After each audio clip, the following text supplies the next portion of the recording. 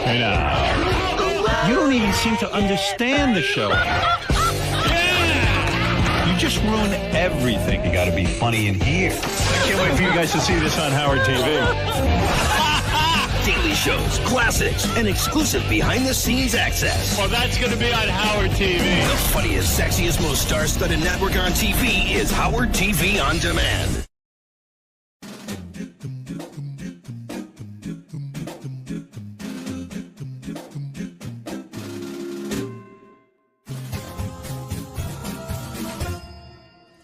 Hey Stern fans, welcome to Fine Time, the show where you get the opportunity to ask questions and interact with your favorite Stern Show staffers, whack packers, and celebrity superfans. I'm your host, Rachel Fine.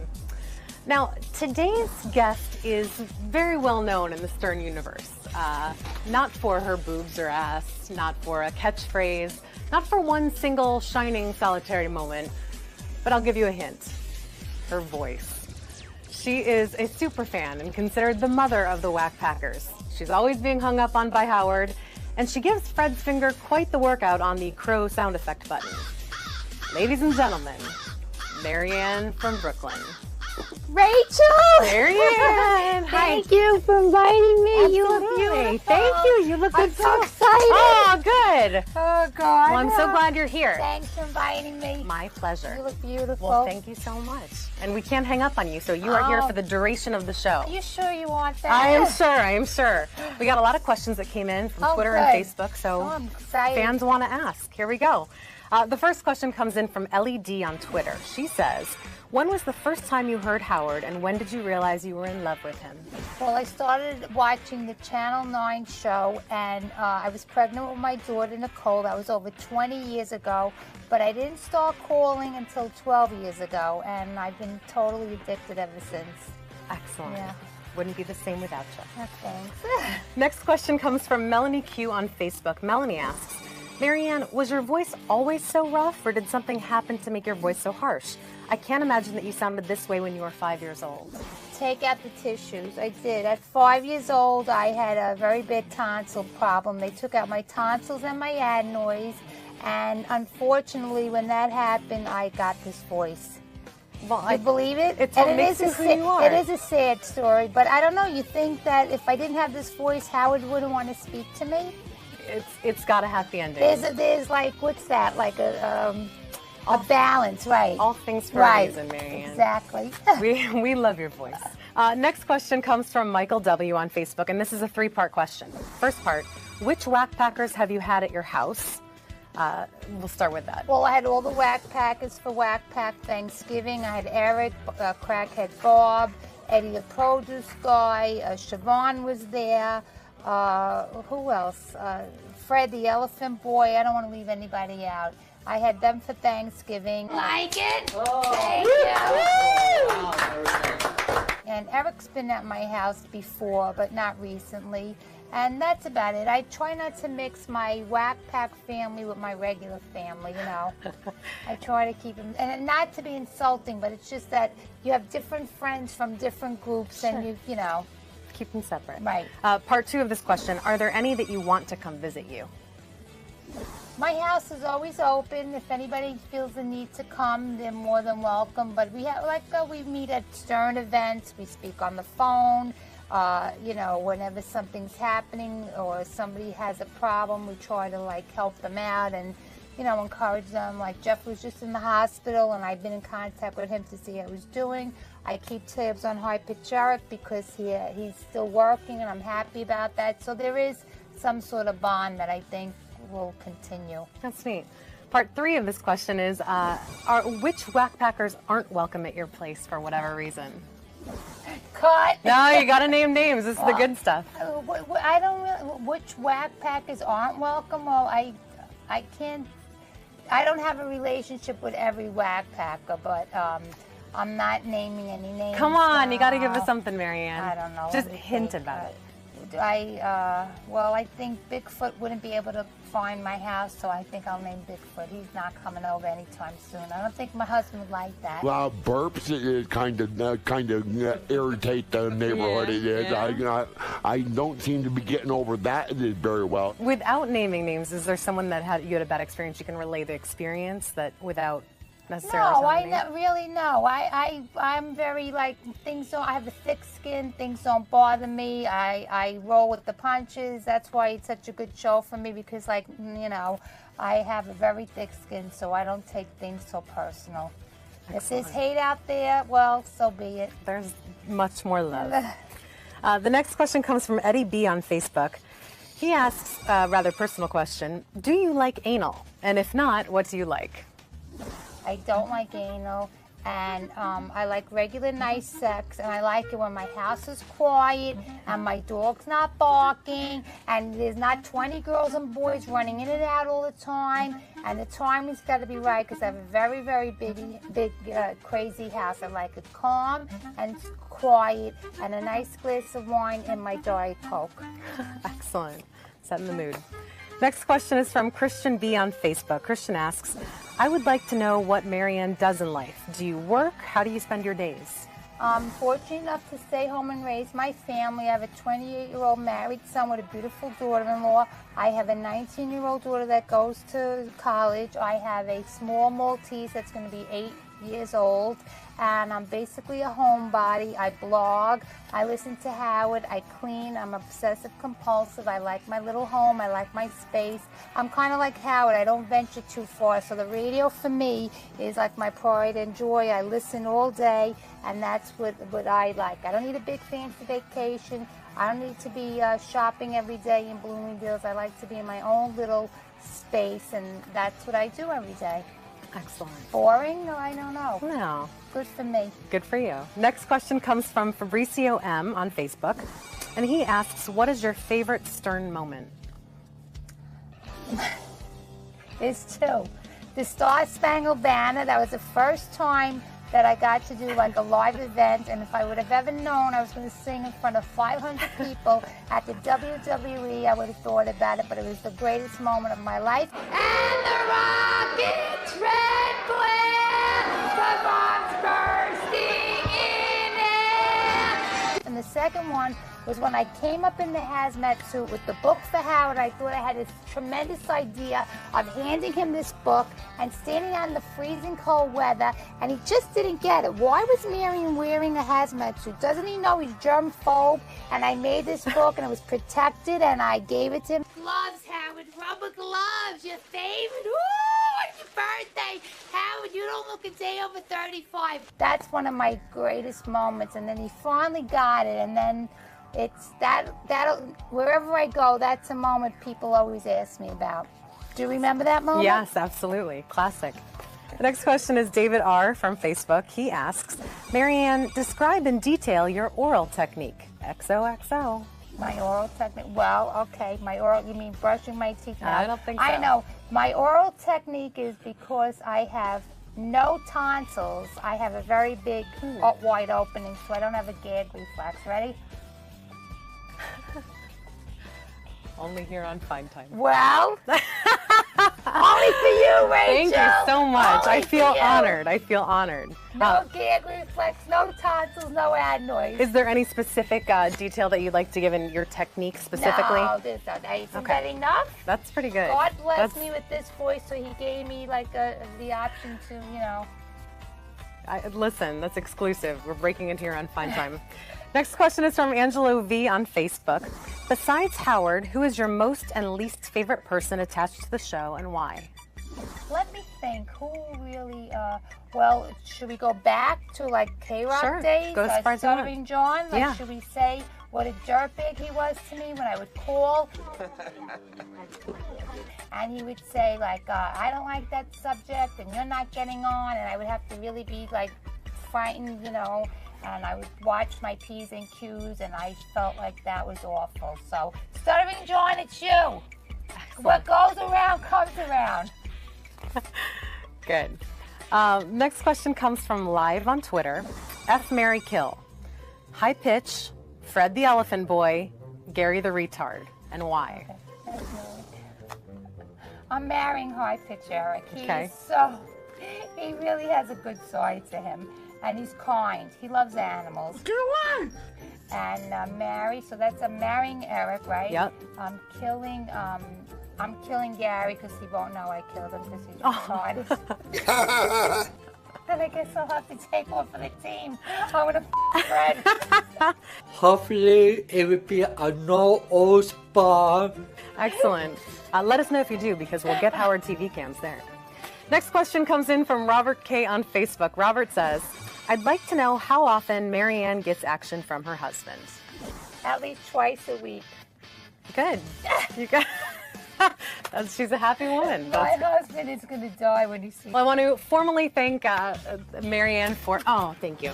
answering all these fan questions. We really appreciate it. Absolutely. It's been a pleasure. It's been so much fun. Thank you. Absolutely. Please keep sending your questions in via Twitter, email, Facebook. You can do video submissions because we need them. Remember that this is your show, so don't screw it up. Videos, submissions. You can is send a good video. Idea, and then you'll show it on. We'll show it on. Beautiful. You can be on it. I'll have to do it. We look forward to that.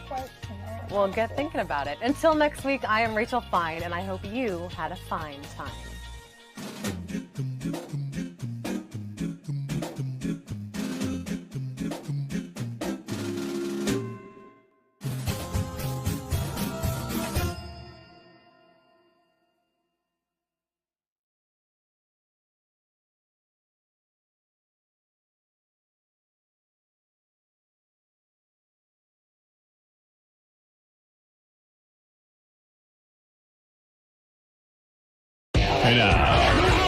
You don't even seem to understand the show.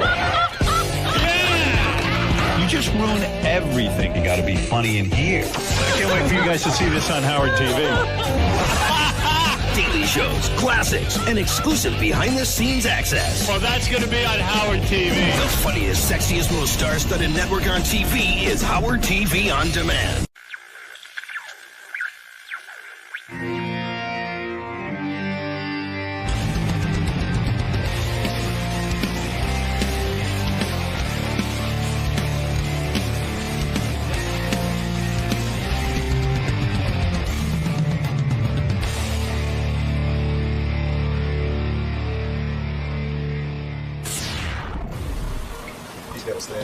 No, he's just got to. They want you with Mr. Kevin Nealon. Yes, sir. How are you today?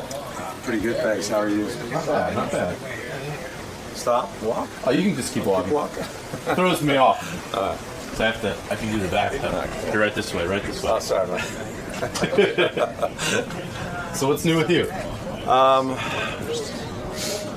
Well, you know, I'm doing a lot of stand-up comedy, as always, because I'm doing a special coming up. I'm taping it in February for Showtime. And it's going to be an hour special, so I'm working on the road trying to get more material together. I only need like another 55 more minutes. That's it? Yeah, and then I'm good. Oh, you're pretty much at the finish line right now. Yeah. Well, what better place to promote and speak freely than right here? Well, it is a good place to promote it. I'm also at Caroline's this week, so I'm throwing that out there, giving that a shout out, as they say. And the shirt is new, but that's about it. That's all that's new. Weeds got picked up for another season. Awesome, I love that. Hopefully show. I'll get picked up. You better. Um, One of my favorite parts of that show. Is that right? Yes. Thank you. I appreciate that. I like to hear that more often. You're one of my favorite parts of that show. Still not enough. I'll get the rest of the guys. Yeah, if you can get a few more people, throw that out there. All right, man. Good luck with Howard Thank today. you. Thanks a lot. Looking forward to it. All right, Mr. Nealon. Is he here? Oh. Said he had trouble sleeping because he's getting up to piss all the time. I thought you could. I got to talk to him about that. Yeah. That's a Sarno thing. Sarno writes about frequent urination in his book. It's a mental thing? Yeah. Really? Yeah. And you start getting stressed out about it, and then it feeds on itself, and it actually, That makes sense. there's nothing wrong with it. It's Right. just, I mean, it's a real symptom. You become obsessed with it, though, kind of. That Yeah. You're gonna. That makes sense. He has a 4-year-old son, which is always funny because he's like 57 years old, 58 years old. Is he married? Is that his first wife? I'm not sure. I think it is. he plays banjo and guitar, and he's jammed a lot with Steve Martin on the banjo. He says he wanted to play the banjo after watching Deliverance. He says Adam Sandler always puts him in his movies and always gives him an embarrassing part. He didn't find out his part in Jack and Jill had been cut out until he went to the premiere. Oh, that's so great. All right. That's good. You know what's a good piece of information? This whole idea that he went out with Jan Hooks while he was on the show. Yeah. He said it sounded like it was very awkward. Yeah, that's got to be great. Kevin, are you strong enough to be my man? How tall he is. Kevin's as tall as I am, I think. It's a beautiful thing. Lucky man. Hey now. Well, how you doing? Hey now, buddy. Good. Hey now. Do I shake your hand? Are you afraid of germs? Well, forget about it. I know she's afraid of germs. You're not afraid of germs? You know, I probably should be because, I travel a lot and, I don't like getting sick. So. Do you like? I imagine because you were on Saturday Night Live and you're on Weeds and everyone knows you, people want to shake your hand, right? Is that true? They do. They do, and you do it. You shake their hand. I do it, but I always wash my hands. Like if I'm at a club and I'm meeting a lot of people, immediately I'll wash my hands. I'll have the Purell. You're a friendly guy. I'm a friendly guy. I go out and I see the people. You know, I was reading about you, and they were talking about how you love to play banjo. That you saw the movie Deliverance, and that actually inspired you to play banjo. You related to that character? Yeah, he was the only guy who got inspired by that character. and so, because you play banjo, you got to play banjo with Steve Martin, the great comic Steve Martin. Yeah. But he's one of those guys, from what I can tell, that he doesn't sit there and shake anybody's hand. He won't sign an autograph. He won't do anything like that. He's serious business, right? I mean, he doesn't fuck around. I think the guy's a genius. He is. You know, I mean, he does everything he does great. Like now he's on tour playing banjo. Right. And he's probably, since the last time I sat down and played with him, he's probably, so much better. I hate the banjo so much. I do too. I just like playing it. Yeah, really? I hate you don't hearing like it. listening it. But you don't you don't go out and buy banjo records, do you? And stuff? No, it's like ridiculous. That one song did it for me, and I sat in my room for like that one, yeah. And I never learned to play it anyway. And I used to sit in my room and then in my car just practicing because nobody likes to hear it. So you have to kind of muffle it with like socks and stuff. Is it intimidating when like Steve Martin is inviting you to play banjo with him? Like, do you feel pressure? Yeah, there is pressure. Yeah, but he's very understanding, and most banjo players are understanding. They're just happy that anybody else would play the banjo and sit down with them. Where did you play the banjo with? Like, do you go to his house and play banjo with him? Yeah, he came to my birthday party. We played. And, are you good friends? Yeah, did you become friends on Saturday Night Live? We became friends on Roxanne, right. The movie Roxanne. I played drunk number 2. Right. And so you got to know him, and you go, hey, Steve, I play banjo. Well, here's the thing. I've always been a huge fan of Steve Martin. Right. Me too. So, when I got to play a very small part in that movie Roxanne, I was just thrilled. I was so excited. Right. And then I got on Saturday Night Live, and he kept coming on and doing those shows. So I got to know him a little bit from that. Right. And just over the years, we had common interests, and we started playing the banjo together. And so you hang with him. And so you the play only banjo. reason you keep up with the banjo is Steve Martin. It's right. I mean, I think it is actually. I would probably have gotten rid of it a long time ago. But you want to be friends with Steve Martin. Yeah. Can a banjo get you laid at all? I mean, not really, right? Not by anybody that's not mentally challenged. But here's the thing, Howard. Whatever I do, it's never really good. I play I play the guitar a little bit and the banjo. Me too. And I'm anybody else, everything. anybody that comes in the room with a guitar or a banjo, they're always better than me. Right. Same with like golf. I play golf a little bit, and comedy. I do stand up, but you muddle through it. Yeah, I muddle through it. But whenever I go to a club or something, or I watch somebody on TV, I go, "Oh man, they're so much better than me." Do you think you are like a type B? In other words, hey, I'm not going to work that hard at anything. I'm just going to relax and take it easy. My father tells me I got to slow down because I'm working too hard. Yeah. But I say, Dad, I'm like, I'm on a plane. I'm in the hotel waiting to do things. I'm like never working. Right. But he thinks because I'm always going places, I'm working all the time. Yeah, but you got to memorize scripts and stuff when you do Weeds, and Yeah. And also, you are a writer. I mean, you're a smart guy. I admire you. You're doing Weeds now. You got that all lined up, but you're thinking ahead. When they cancel this Weeds, what the hell am I going to do? So you're busy. You're writing another sitcom, right? Yes. Right? You're busy with that. I love the way you guys operate here. I know exactly what's going on. What's going on? Gary comes into the green room. Gary comes into the green room and kind of checks out the guests, makes sure that they're cool. They're not going to flip out on you. Right. He finds out kind of what's going on.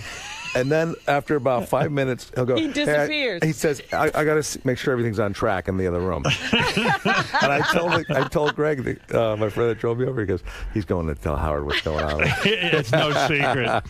No, he said you were working on a sitcom. That's right. You're presently writing a sitcom. Well, Weeds has been on for 7 seasons now. Right. So we just got picked up for season 8. And that's beautiful. That's a great run, yeah. It's a good run. Can you make any money at Weeds? No. I never make money either. That's the other thing. Everybody's making more money than me. Like on Saturday Night Live, they don't pay you a fortune. No. You're part of an ensemble. Yeah. So then you get off Saturday Night Live, and then you go to Weeds, and you think, okay, but then they tell you, look, we're just a cable channel. We can't pay you a lot. Everybody's crying poor. Everyone's crying poor. When are you going to get your payday? If I get a film, it's always like, this is Favored Nations. What does Favored Nations mean? I don't know what nation they're talking about, but what does that mean when they tell you? It means apparently everybody gets the same amount. But then again, you don't know about the bonuses the other people are getting. Right. Big back end deals. Yeah. Are you a millionaire? I guess, yeah, technically I'm a millionaire. But you don't you can't afford your house. I'm beginning to worry. Well, most people think that when you do Weeds for 8 seasons, you're getting a lot of money. Like, hey, okay, this guy's all set up. But if I was investing properly, I'd probably have a lot of money. Right. Well, what do you invest in? I mean, there's nothing, right? I mean, everything. Banjos, because real estate is gone, and I know I just invest in my house. I just keep paying off the mortgage. Right. And meanwhile, everyone's going bankrupt. And I know, and then the whole country's going to fold. And you think, why did I pay off my house? Who are you going to sell it to? Someone had a theory that you're actually selling pot. You learned that on Weeds. You really are doing that. All right. So I love Robin and my wife are just crazy about. Robin and my wife. What are you talking my about? Wife's name? Susan and my wife are so crazy about Robin. We were just talking about that last night. Yeah. She said, I really like Robin. I said, so do I. Why? But not better than me, I hope. Not better. No, in a different way. Oh, good. It's okay. different. Yeah, I would be devastated if your wife liked Robin better than me on this show. But Robin would be like, she would be a good wife because she's so supportive. Oh, she would be. I listen to you guys, and whatever you say, she's like, embraces it, supports it. When Robin is on your team, I'm going to tell you, because in case you have any single friends, because I'm a big advocate of Robin finding love. I don't know that I'd be a good wife. But listen, stop it. Everyone's working I'm getting you settled down. There's got to be something going on where she's not hooked up with somebody. There's something going on with her. I'm going to tell you exactly what it is. And I want to get back to you in a minute, but you bring up a good point, because I know you have single friends and you have friends who are very high-powered people. But I don't really have anybody that I think is good enough for anybody. Who do you think could Robin go out with out of all your friends?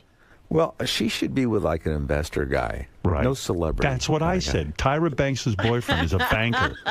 And that's who she should have. Well, I'm trying.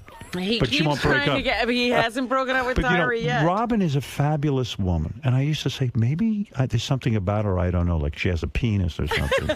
You know what I mean? That could be a drawback. I mean, at this point, she should be married. She would be a fabulous wife for one reason. She is loyal, and when she's on your team, she's terrific. She's a teammate. You understand? I understand. I know better than anyone. Robin, act like you're not here. No, but and you let me would be say lost without her, right? Absolutely. So, I feel it's time for love. Now, why doesn't Robin have love? I'll tell you why. She fights it. She fights love. She doesn't trust it. She doesn't She's been hurt before. She was hurt by her mother and father. You should never date your mother and father. Well, she dated her father. Stop it. I mean, she went out with him romantically. I mean, against her will. Do you guys ever hang out like outside of work? Sometimes. We're going to a party next week. I'm throwing. Okay. Yeah. Sure. Yeah. Not often, but sometimes. Yeah. Robin, have you ever met somebody that you really wanted to be with, but Beside me, you mean? Aside from Besides Howard? Howard, because he was taken. Yes. She has. And we were together for 10 years. Oh. I was part of that. That's where she was hurt. You were part of that? Yeah, I mean, I knew the guy. And whose fault was it? His. Honestly, yeah. I could honestly say his. Okay? All right. Anyway, listen, I work with her, not that guy. Yeah. All right, listen, let me get back to you for a second. All right. Yeah. Forget Robin for a minute. That's right. Get off me. But really, if you do know a single guy who's terrific. I will keep that in mind. Well, thank you. I appreciate it. He has high-powered friends. Really? Yeah. Well, but they all have history. They're all bums. It's true. Whenever someone says to me, "Do you know someone?" I go, "Oh, I know people, but they're horrible." Oh boy! I mean, I know terrible people. Yeah, they're worse than me. It's like when we were trying to find a godfather for our son. You couldn't do it. It was like, yeah, but that guy drinks a lot. This guy's too religious. You know what I mean? Did you ever actually find one? No. We're still looking. You're still looking. Yeah. How old Child's is your son? in college. He'll be 5. You have a 5-year-old. Yeah. Soon he'll be 5. Is that where you out, or are you? You know what? How old are you now? I'm 58. You're 58. You're like my age. I'm 50-something, about to turn 58. Yeah. No, we're so similar. Yeah, and we're same age. I think we've had kind of the same background. So what were you all of a sudden in your 50s? You decided to have a kid? I was 52. I mean, I didn't decide. It just happened. It was time. Was it an accident? No. No, it was time. That was your first marriage? Second. That's your second marriage? Second marriage. Did you have kids in your first marriage? No. No. So this was the first time you were a dad? This is the first time I was a dad. And I always wanted kids, and I always knew I would have kids. And so I met this woman. In fact, here's how I met my wife. I was doing a talk show, a pilot for a talk show for a friend. Your own? It wasn't my own. No. Oh, okay, yeah. It was the John Henson talk show pilot. Right. And at the time, I was hosting a show called The Conspiracy Zone. And I go over to the Sony lot, and I go into the makeup room, and there's this girl sitting in the makeup chair. She's the comedic fashion correspondent. And she's waiting to go on, and you could tell she's bored. Right. And she's sitting there, and she's hot. And she's hot. Yeah. And I go over to my makeup artist, and loud enough for her to hear, I said, you always hear about single women adopting kids. Can a single guy adopt a kid? Brilliant. You are. Oh, that's great. You're a genius. Like the makeup woman would know the answer to this question. Yeah, I wasn't even talking to the makeup woman. Because you knew that being a sensitive guy, that would just melt her heart. If she wanted that. And every woman wants that. Yeah. Oh, that's brilliant. I don't think every woman wants that. You see, that's a pickup line that doesn't appear to be a pickup line. Right. And you're not even addressing her. Yeah. Right. It's an overheard conversation. Yes.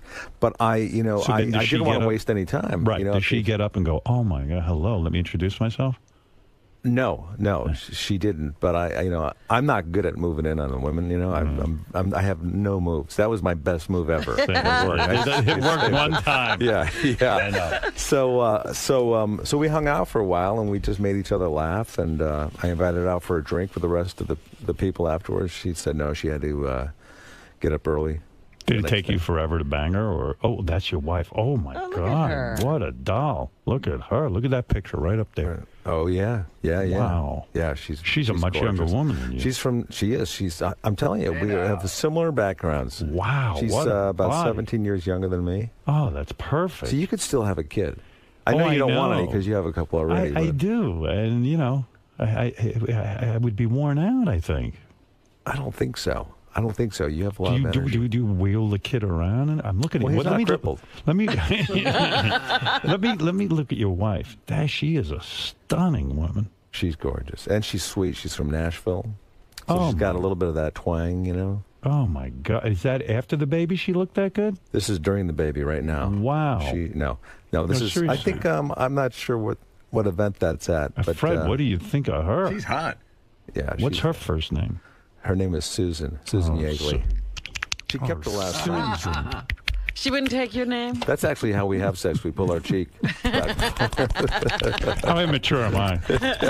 So you decided to have a kid, and you're saying you're not worn out from this? I mean... Well, you know, there's times when I'm worn out. Don't you need me time? Do you know what time I go to bed at night? What time do you go to bed? 8:30. Yeah, join the club. Though. You don't have to get up that early, do you?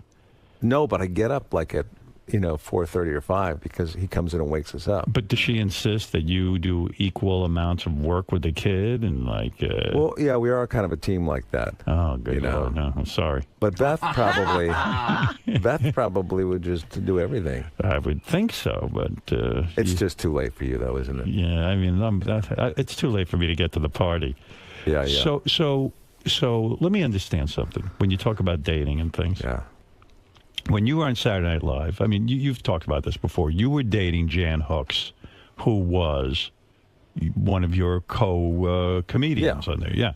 Probably one of the best comedic sketch player I've ever worked with or known. And then you guys break up during Saturday Night Live. Yeah. I had known her for 6 years prior. You know, we were good friends. How do you become romantic with someone after knowing them for 6 years? Like, were you trying for 6 years to get in her pants? I was, initially, I met her on an audition. Right. And I was really attracted to her. And I don't know exactly what happened after that, but I think we ran into each other again, and we became friends. We became really good friends, and we would go to happy hours. She didn't want you romantically. No. And like you were like, hey, let's hook up, and she was like, no way. Yeah, but again, I am not a quick mover like that. Right. You know, I'll just hang around forever and kind of try to pick up vibes, you know. Right. And so had you lusted after her for 6 years? Yeah. But we became good friends too, and we really had good times together. And we laughed, and in my head, I was always saying, why can't we be more than this? You know. Right. I mean, I should have told her that. Right. And she seemed oblivious to it. She was like, oh. No, she knew. She knew, I think. And so we would go to happy hours together, and we'd have a blast. And then she goes, "Oh, time for me to go on my date." And I say, "Okay, take care." Did that hurt more than anything when she'd say, "Time for me to go on my date"? You know, initially maybe it did. It was so long ago; it's hard to remember. But I think after a while, I just thought, "Okay, take care." You know, I had a good time. You know, eventually she'll come around. Wow. I would be a great assassin because I can wait forever. I have no patience for that. I can't handle the emotional aspect of that. It would be like if I give her 2 weeks, if she can't come around, forget it. I'm moving on. Really? Because my self-esteem would be crushed. I can't hang out with a woman as a friend. Yeah, but it's not like he's waiting for her. Weren't you dating other people? No, he was waiting. No, he was waiting. I was just waiting. I was waiting in a car outside of her house in my car. But yeah, my self-esteem was not that high either. You know, that's why I never did coke. Because they bring it out in a mirror, and I don't like looking at myself. You just didn't like looking at yourself in the mirror. Yeah. Listen to me. Okay. So the day comes, for some reason, after 6 years of knowing a girl, she decides she's going to go out with you. Yeah. What's the secret? What changed? What changed? Alcohol. Was it alcohol? Were you drunk? So. And you banged her? I think we both had a couple of drinks. And you started fucking around? Well, we started getting amorous that evening. You slipped to the salon. But you know what? Anytime you've been with somebody as a friend for a long time, and then it becomes something more than that, there is nothing quite like that. Isn't it awkward, though, when you start fucking because your it's friend? like you've been like you've been friends for it's got to be. It's not good sex, right? It's at first. It's not. It can't be. No, it's the best. It is? Yeah, because you know that person better than anybody. I've never had sex with anybody I'm friends with, so I'm learning from you. You're way more evolved than I am. But you never did a lot of one-night stands, did you? Yes. Did you really? Yeah, well, that's because they didn't want to be with me the second. But as someone, of your stature, when you go out and, like, in between your past wife and Beth. I did one-night stands. You did? So you had no problem with, like, groupies coming in? No, I was horrible. I was a bad person. Wow. Yeah, I did the wrong thing. I made mistakes. But if you had to do it again, you'd probably do the same thing. No, I would not. I'd do it a whole different way. I would take my time, more like what you're saying. I admire that. I do. I admire what you're saying. I think it's demeaning to yourself and to the woman when you do a one-night stand. I really do. And I have daughters, and it's not right. I think if you're going to do a one-night stand, you should at least do the walk of shame with them. walk them back to their house and with both your heads down. I never did that. Yeah, no. I made them take that walk alone. That's what I'm talking about. I wonder what the longest walk of shame has been. The walk of shame is an embarrassing thing, especially when you're coming out of my apartment. That's a real walk of shame. So when listen to me.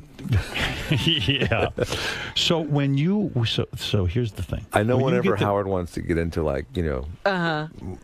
more stuff like that, he'll go, listen to me. No, I want to understand something. Okay. When you first get the job on Saturday Night Live, that is such a big deal for a young comedian. It's huge. Huge. When you first get the call and they say you've got the job, do you then have dreams that you're going to be, I don't know, Chevy Chase or Belushi? Like, do you see your career becoming the biggest thing on the planet? Like the door to show business is just swung wide open. Like, are you imagining all the movies and all of that? I mean, like, is it so remarkable? I can write my own ticket. What was the dream? The dream was like something beyond that I could imagine. I didn't know what the final dream was. I just knew I loved doing stand-up comedy. That's what I really wanted to do, is stand-up. How come I never see you doing stand-up on TV? Seriously, I never see you in a comedy special. You know what I mean? Yeah. Why is that? Why are we not seeing that? Have you seen Weeds? No, I'm talking about your stand-up. The stand-up, there's not a lot of outlets. I mean, I don't do stand-up on talk shows. Right. But I did have a special on Showtime that was running for a while. I've never seen that. I'll get you a copy. I want to see it. Okay. Was that what you did when you auditioned for Saturday Night Live? I did stand-up. You went up there, Lauren's standing there, with a couple other guys. Yeah. The room is empty, and you went up and did stand-up. I did stand-up because I was a stand-up. I didn't do characters or sketches. Right. But answering your question, that when I was told I was on the show, I didn't know what to expect. It happened so quickly, and I don't do sketches. I don't do characters, so I didn't really have high hopes. When you did the audition, you didn't even think you'd even get the job. And when you got the job, you thought, well, what the hell could come of this? Because I don't do sketches. Right. That's right. And does your whole family start to, like your parents and everything, do they start to go, oh, my God, my sons? I imagine the pressure is big because everyone's like, they're expecting you to walk on and be Belushi because your parents are probably there he is. And then when you get in the writing meetings and stuff, all of a sudden, all that pressure hits you. I got to get on. I got to get on. I got to get on. It must be intense. It is intense.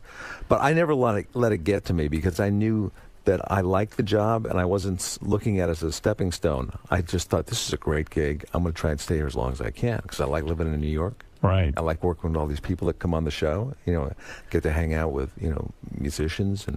And so when everybody else was coming on thinking, I got a score here, I was thinking, go for it. I'll just kind of hang back here a little bit, be my... Was there a jealous bone in your body when like a guy like, I don't know, like Sandler or when, I don't know who was on your years. I was on with so many people, Howard. You were there a long time. I was there from 86. I came on with Phil Hartman and Dana Carvey. John Lovitz was there and Dennis Miller. Would there be a jealousy? Like, let's say, Phil Hartman gets a movie and it's big or something, or this one. When would you say, oh, fuck, why isn't that me? I don't understand why they're getting that movie. Or like, oh, shit, that's making me look bad. Yeah. Well, I think that's a common thought for a lot of performers. Right. The thing of why isn't it me?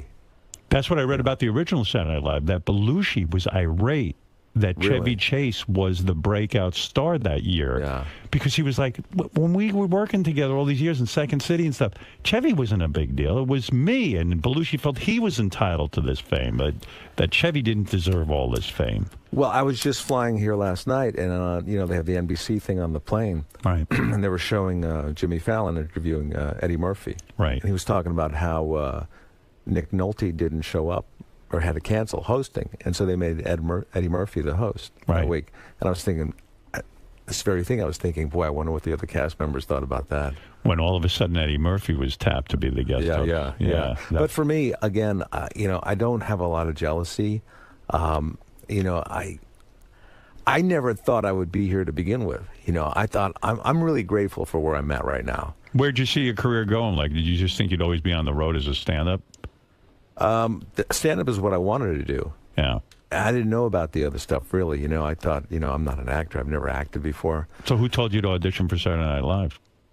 Well, Dana Carvey got kind of, he was on the show. He got the show that summer. Right. He was, you know, slated to do it that fall, and they were looking for another performer, so cast member. So he called me and said, hey, I told them about you. Why don't you send your tapes in? Right. Tapes of The Tonight Show and Letterman, things like that. Right. So I sent that in. And then, you know, they brought me in from that.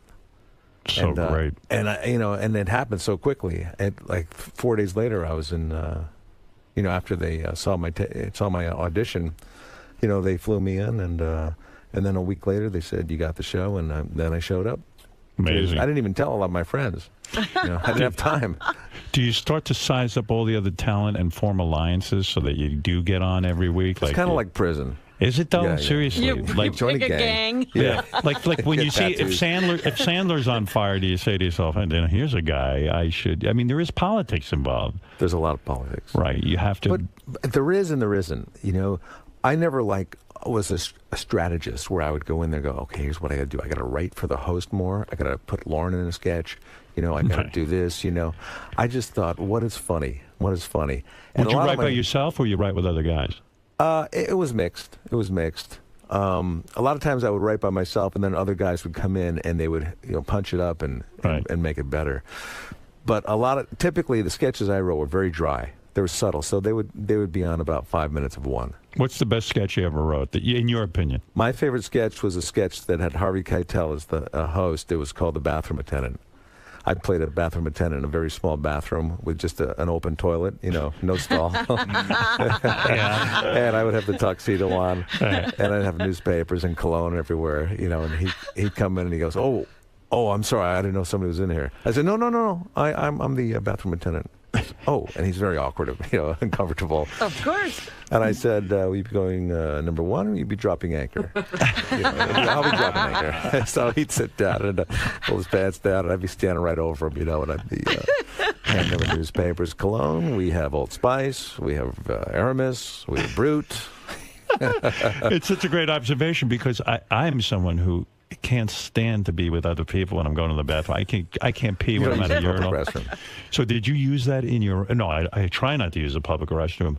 Is that something that was that a phobia of yours that you just couldn't stand? Well, I have a thing about bathroom attendants. Right. Totally unnecessary. It's just a way to give somebody a job. Right. And by the way, you never have any money to give the guy. I mean, sometimes you don't have a cash on you or something. It's like when you go to a resort. Do you feel uncomfortable? Because I know living in New York, you're really aware about who to tip and how much, and who you know. You end up tipping pedestrians going by because you don't want to insult anybody. Right. Oh, it's the worst. So so like if you go to like a resort and somebody sets up your lawn, your chair, your chaise lounge with the towels, and you're in your bathing suit, you don't have. Are you supposed to tip them? If I go to a resort, I'm so paranoid. I never want to look like a cheap guy. Yeah. So I start loading up 20s in my pocket, and I get to that pool. You got to carry the money somewhere. I feel like I just unloaded $80, and all I did was lay down by the pool. There's resorts that they actually set up where once you paid no tips. Oh, that's good. But that stopped. I don't see that happening anymore. You know, it's weird. I know. Yeah. I know. Well, it's even like in New York. It's so different from most other places. You know, you're tipping the sky cap. You know, the guy that brings out the bags, the guy that brings them up to your room. Yeah, there's one guy who just apparently, like, he doesn't bring down the bag. He just kind of transitions the bag to the other guy. He oversees the bags, and you give him at least $5-10. Yeah, yeah. By the time you're out, it's like, oh my God, I just don't have any more cash on me.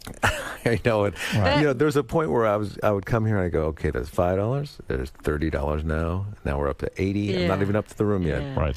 What do you do if you don't have a job? You're fucked. I don't know how people do it. I really don't know how. It's so the one weird. who bothers me is the guy who does. He takes you. You get out of the car at the hotel. Yeah. And he just takes you to the receptionist. Yeah. I'm like, am I supposed to give him something? Yeah, right. How did you get So do you plan your exit from Saturday Night Live? In other words, you were there. How many years were you there? 7, 8 years? I was there for 9 seasons. 9 seasons. Yeah. Do you start to feel like once you see people leaving, do you go, oh, man, I'm going to look loserish if I stay too long at the party here? Or do you wait to be asked to leave? Yeah. How does that all work? That's a good question. Yeah. I think a lot of that was going through my head. I think, how long do you stay? Right. You know. You become like Van Wilder, you know, you've been in college too long. Maybe they won't notice and I'll just be able to stay. But meanwhile, it's a great gig because I said the same thing to,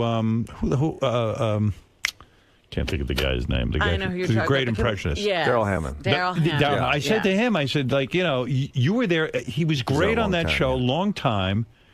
Why leave? It's a great gig. But like at some point, you got to start saying, oh, I got to leave just because everyone else has. But the thing with Daryl was he did so many great impressions. Right. You didn't even know if he was on the show or not. Right. You know, because he was like buried in these impressions. Right. But, you know, the thing for me, it's kind of like, you know, you say to yourself, you know, it's a great job. Who cares what people think? You know, I'm going to stay here as long as I can. Right. And that's what I did. And then I had Spielberg had a sitcom called Champs. Right. That I love to do. I thought this would be a good way to get out. You know, jump onto that thing. So what do? You have to go into Lorne and say, hey, look, I'm moving on? Pretty much, yeah. Yeah. And I don't think that they were that disappointed. Right. You know? It's time. They like to change up the cast. They like to get in new blood and new ideas. Right. You know, and it wasn't like I was a great impressionist. Is it weird when you write a script and then you bring it in and then no one laughs at the meeting and then they shit can the script and they go, no way, it's getting on the air? Or do you just... Well, they never say there's no way it's getting on the air. It Right. just doesn't appear on the board, you know, after the table read. Is it weird to get up and pitch a script in front of everyone? Well, it's not weird. At first, you're nervous. You're shaking because you put a lot of work into this, and all of a sudden Lauren's got it and he's reading the directions and everybody reads their parts, and like the first page, nothing. Yeah. Second page, a couple laughs, and then sometimes if you're lucky, it's a lot of laughs, and then you're just like, wow, that's the greatest feeling. Like when you pitched the bathroom attendant thing, everyone was rolling, right? I mean, they loved it. They liked that, yeah. They liked that. They liked that. And, you know, and I had help on that one, too, from a lot of people, too, afterwards, you know, saying, hey, wouldn't this be funny if this happened? And I said, yeah, that's a great idea. You know? Yeah, you'd like to think that everyone's on your team and collaborate with you. But sometimes I get the feeling on Saturday Night Live that everyone's so competitive, they hold back their ideas even. You know what? It's a quiet competitiveness. Yeah. You know, it's everybody's kind of jockeying. It's weird, but when I watch Saturday Night Live now, every time I see Kristen Wiig come on, that's her name, right? Wiig, yeah. Mm-hmm. Yeah. And she just had this huge movie, Bridesmaid, that she wrote, and it was brilliant and really funny. Great movie. Yeah. I keep thinking the other cast members are like, fuck her. Oh, shit. You know, like, they're trying to man. screw her, huh? Well, not screw her, but like, oh, fuck. Like, look at this. And oh, man, she, you know, it's like there must be such competitiveness that, I don't know, it would be a really tough environment, I think, to work in. A lot of these people are coming from the Groundlings. They're coming from Second City. So I'm a they've stand-up, worked in so collaborations I couldn't even. It's like me, you know, comparing myself to Steve Martin playing the banjo. Right. You know, I think they're the pros. You know, I'm happy just to be here. You know, I'll just hang out. So, how's it going on Weeds? It's going good. I would love for you to watch the show one day. I know you're busy. The show's great, and that's the next one I'm going to recommend to you when you want to look at a long-form kind of thing and watch episode after episode. Weeds is great. I know the you know what I shows need you to like. do? I know you like Breaking Bad. No, I he don't doesn't watch do on The Breaking Bachelor. Bad. That's I like what it is. Dexter. The Yeah. Bachelor. Dexter. I love Dexter. But I'm only on season 1. Right, he just started Dexter. So you know what I'm going to do? I'm going to go to iTunes and get Weeds from the beginning. Yeah, Weeds that's what you is have to a do. brilliant show. It's a good show. You'll get addicted to it. And Mary Louise is a great actress. She's a great actress, and the character is outrageous, just outrageous. yeah, Are you all caught up? Oh, absolutely. Every Yeah. season, I'm there. But I love Dexter too.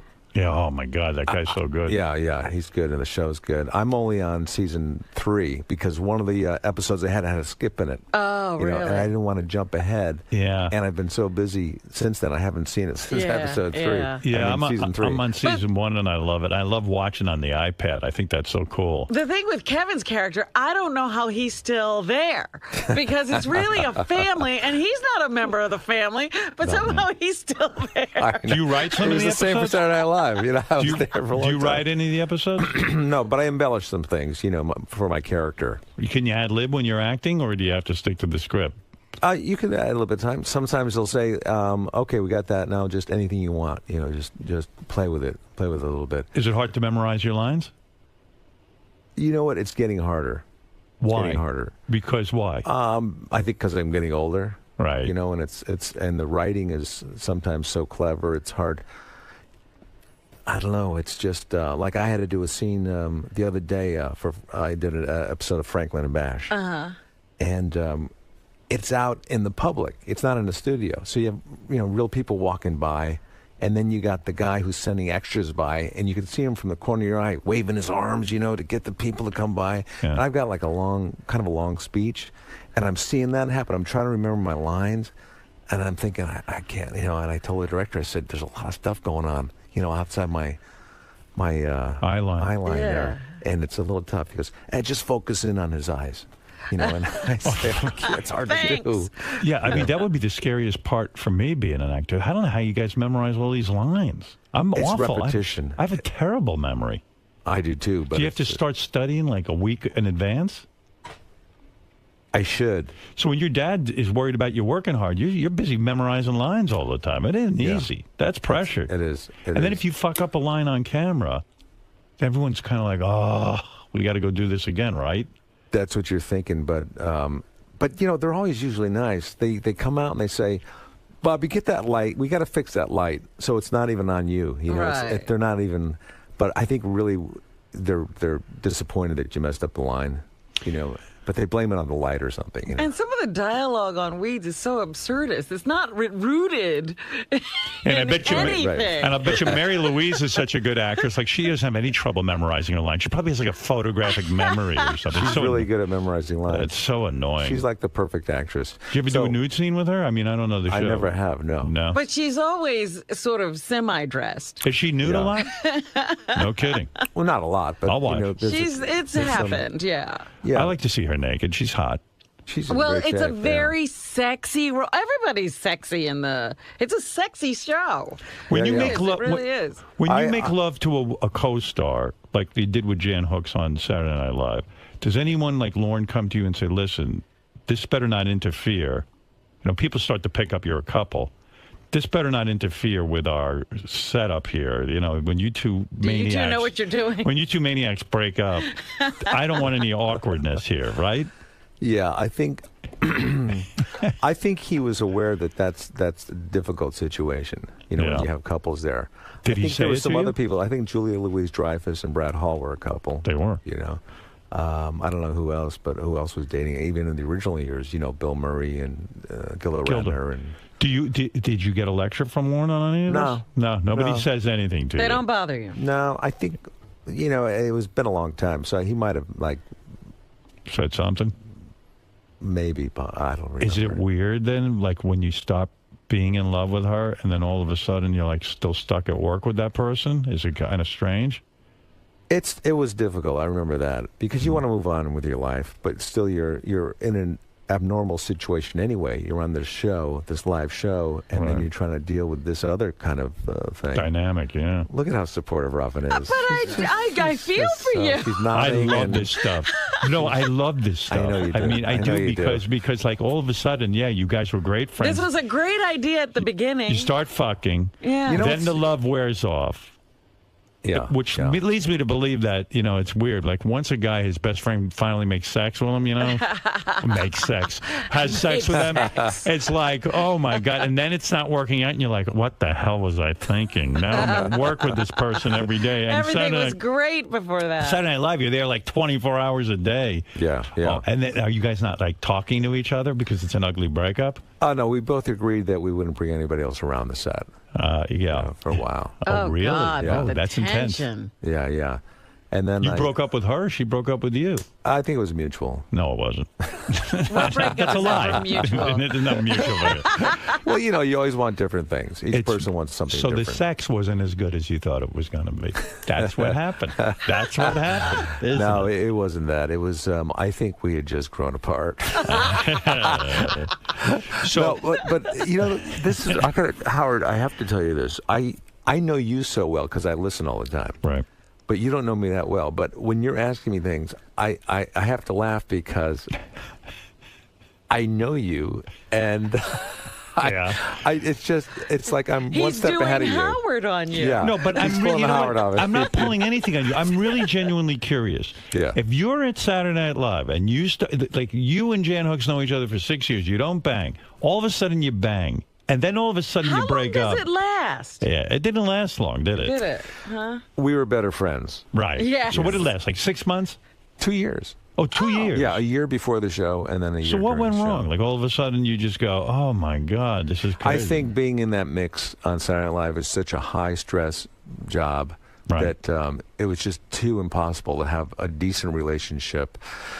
What's she doing now? She's She's not calling you. I talk to her maybe once a year, but she's doing well. Yeah. What is she in the business? She is in the business. I mean, no, seriously, I don't know. I don't know either. Everyone doesn't want to end up like Lorraine Newman, where you're like, everyone else is going and doing things, and then all of a sudden you're sitting at home waiting for the phone to ring, you know. Not that she did that, but, you know. I know. No, Lorraine, I think she's doing fine, too. Everyone's doing great. Everybody's doing great, man. I know you don't like this. You like controversy. No, I don't. I mean, I'm really genuinely curious. Genuine I think I talk to reaction. Jan maybe once a year, and she's always doing fine. She lives, I think, in upstate New York. All right. And I think when... no husband? I don't know. Still waiting for you. Probably all these men have the same issues you had. No. Yeah, I mean, do you have any old girlfriends that you think about? He's not friends with anybody. There's You a don't lot of keep women them I've had friends. sex with that I think about, yes. You can remember them all? Not all of them, but there's some of them I remember as being very good sexually. And when I masturbate, I think about them. Yeah. But you're not in touch with them. You don't talk to them. Some of them I do. Do you? Yeah, some I do. You do? Yeah, sometimes. And there's no remorse or... On their part, none. I mean, would you have remorse if I stopped fucking you? I mean, really.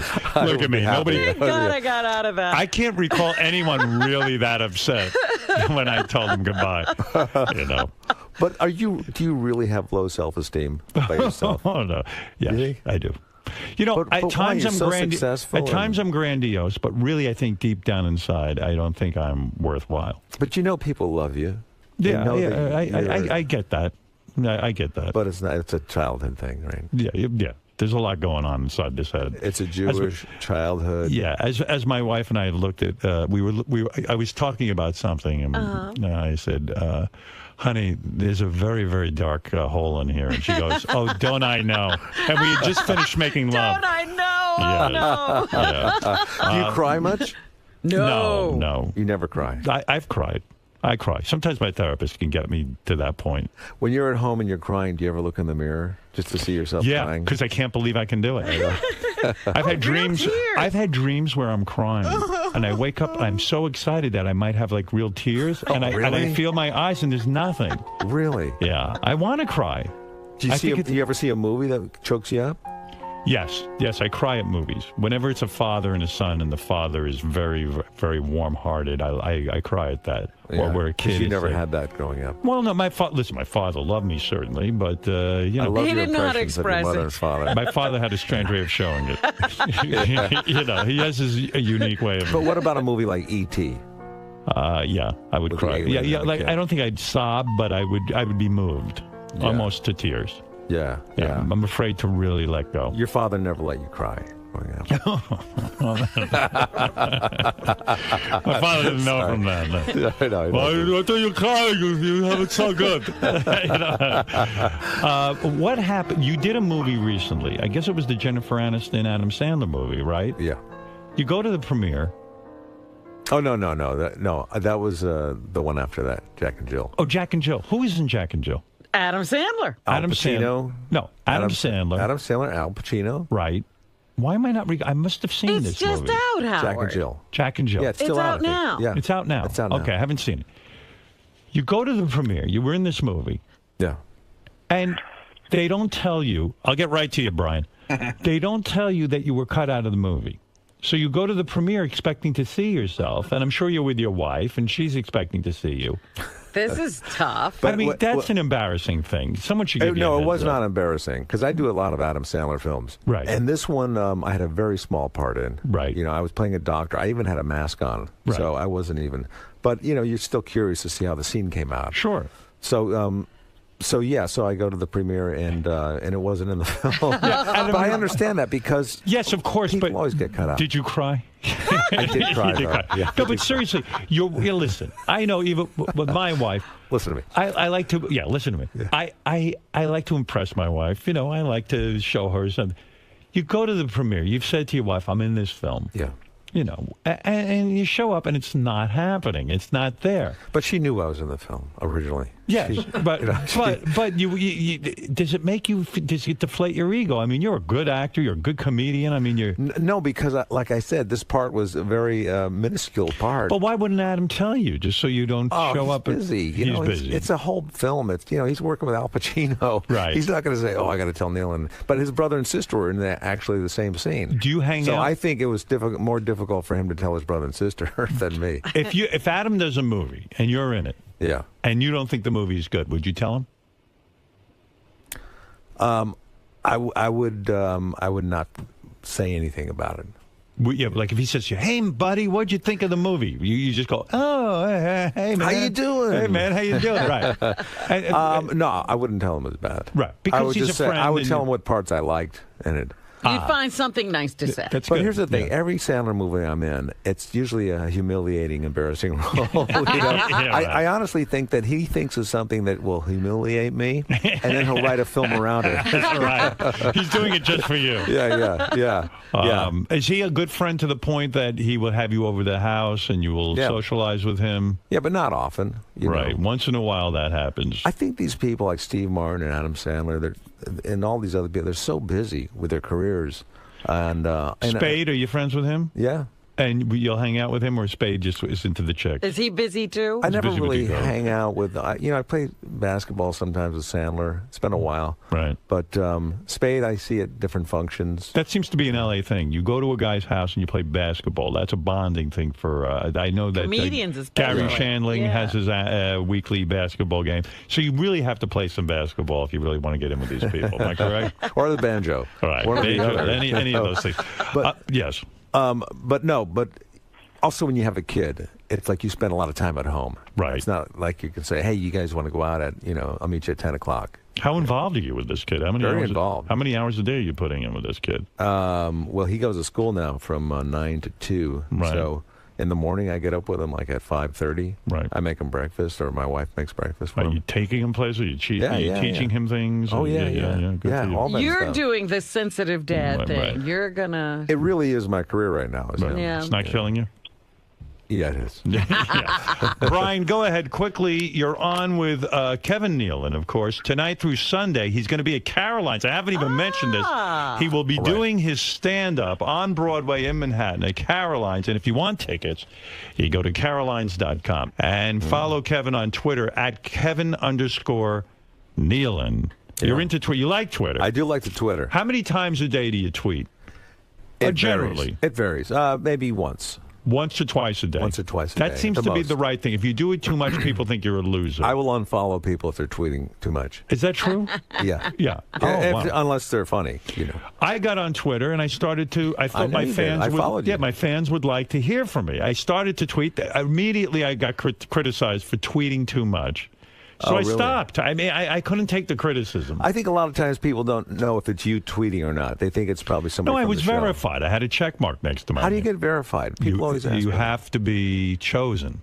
There's It's nothing very you can do. special. It's mysterious. Yeah, you can't campaign for it, because and then Kevin, people will take your name and put Kevin Nealon, and then they'll imitate you and say, so you need to be verified, but there's no campaigning that you can do to get verified. They just do it. They do it when they decide you're worthy.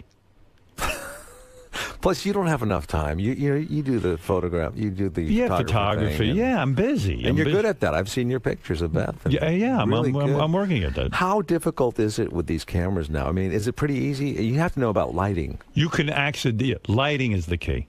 Learning lighting you can is very accidentally difficult. take a good picture. You can accidentally take a good picture with a digital camera, but to consistently be good and to really know what you're doing, it takes years and years of practice. They've got some great apps for the iPhone, like this Yeah. Hipstamatic. I have that. Isn't it great? I For the you probably don't iPhone? like it because you're a photographer. I shoot with a professional camera. Yes. You don't need an iPhone app No. I look down on to that. help you. That's right. I'm sure you do, but your work is really good. Who is somebody? Thank you. Who is somebody you unfollowed because they tweet too much? Somebody famous that I would know. Who tweets too much? I think maybe John Mayer.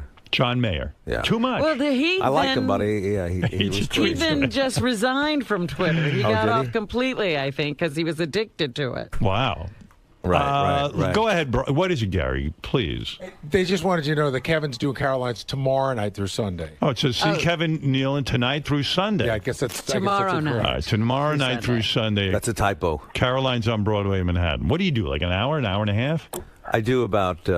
I don't think you should do too long as a stand-up. I do about 45, 50 minutes. And you have an opening act? I have, the opening act, and then the feature, and then me. I see. Sometimes guest spots. It's a whole show. It's a whole show. And you're all set? You have it memorized, the whole thing, or do you get up there and ad-lib something? Well, like I said, I have a special coming up that I'm taping in February, and I'm still trying to come up. I need 55 more minutes of material. You're almost there. I'm trying to come up with stuff. Good for you. How long does it take you to write an entire hour? Realizing it takes a long time. Right. I see some of these comments that come out with a special every year, and I think, how do they do it? Yeah, how do they do it? Do they hire the writers? material's not that good. Right. You know, the first one's good, but then they get less and less. Well, I it's think true. some of them have writers, maybe, but they'll never admit it. Right. But it takes a while. Who's your favorite stand-up comic? I have so many. I like this cerebral guys. I like Stephen Wright and Mitch Hedberg. Yeah. But Gary Shandling has always been one of my favorite What comics. happened to Stephen Wright? He's no longer around, it seems like. Where did he go? I know where Mitch Hedberg went, but I don't know where Stephen Wright is. I know, but Stephen Wright works a lot. I'm sure. He does a lot of colleges, and okay. I think people, stoners, love to go see him because he's so cerebral. But isn't the move to get some sort of sitcom or like you have Weeds? I mean, you don't want to be on the road all that much, do you? You're right. I got to tell you, in my 30s, I said to myself, when I'm in my 40s, I'm not going to be on the road. Right. This is not the way I want to live. Right. And then in my 40s, I said, in my 50s, I'm not going to be on the road. Are you on the road a lot?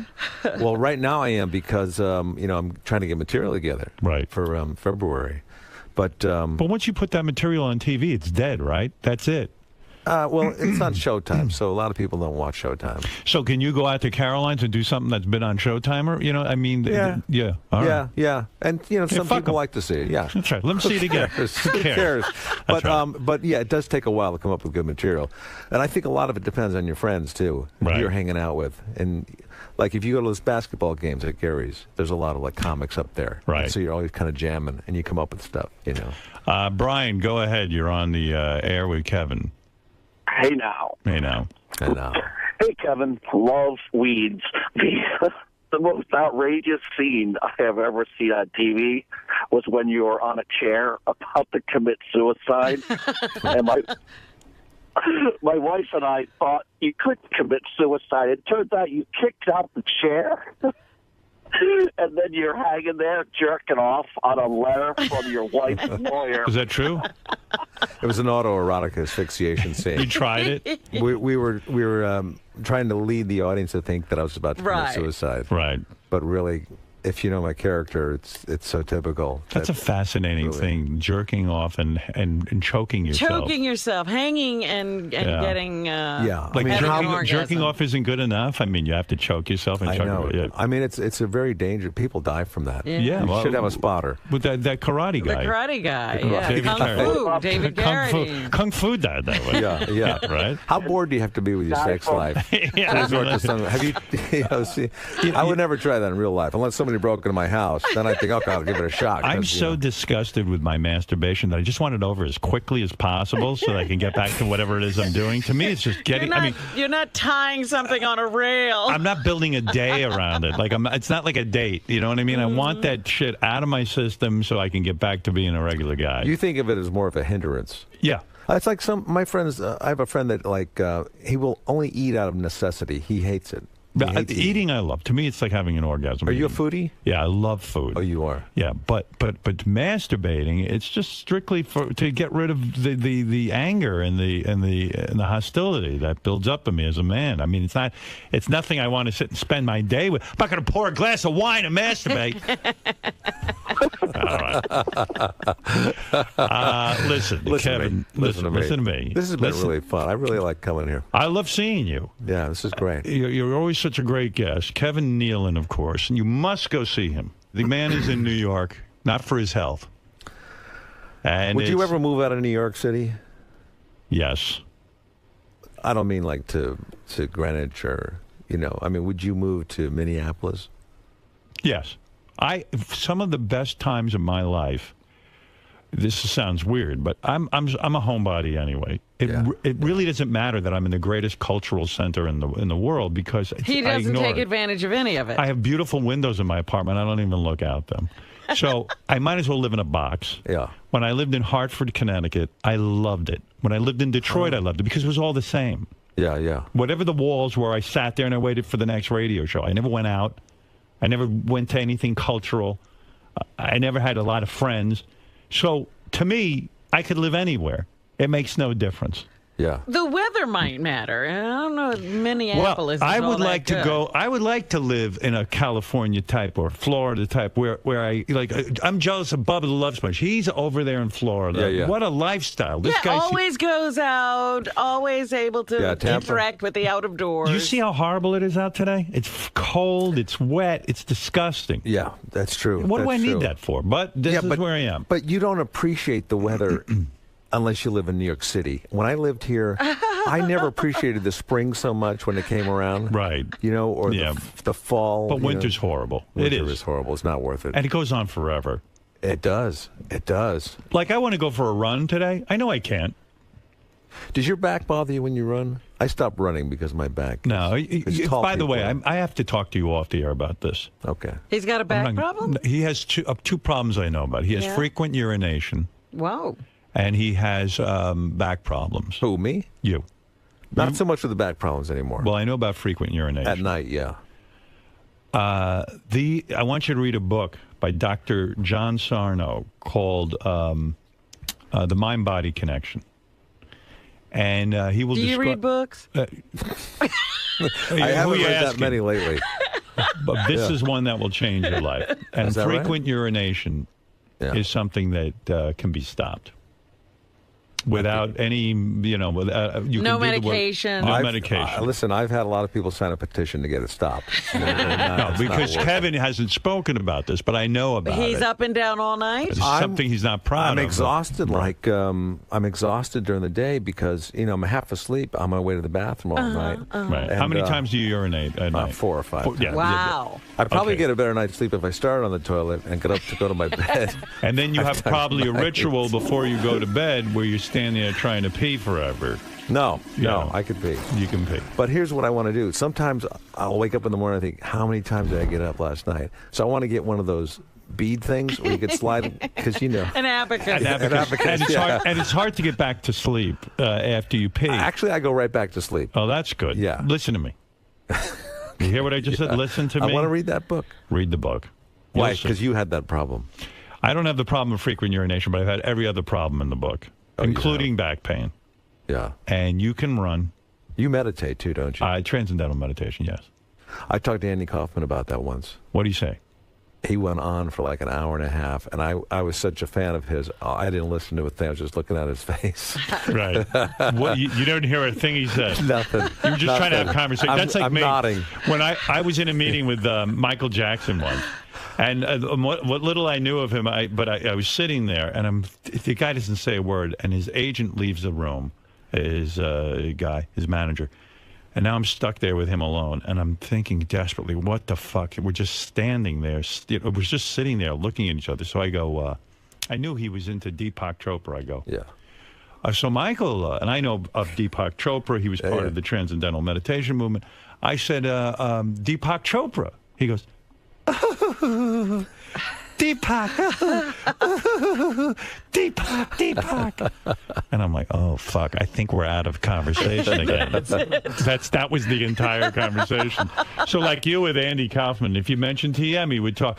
What a genius Andy Kaufman. Oh, my God. He was like one of the guys. It was him, Steve Martin, Albert Brooks that influenced me. Do you follow Albert Brooks on Twitter? I do. He's pretty good at it. He is good. Yeah, he didn't want to do it at first. He didn't know about it. Yeah, but he writes witty stuff. So does Steve. Yeah, so do I. Yeah. Well, am I following you? I don't think so. Yeah, you are. Am I? But I don't see you ever tweet. You know what? I don't tweet a lot. You know what it is? I don't go on that much, so I miss all the tweets. I know you do. You have to kind of scroll down and. What did you tweet yesterday?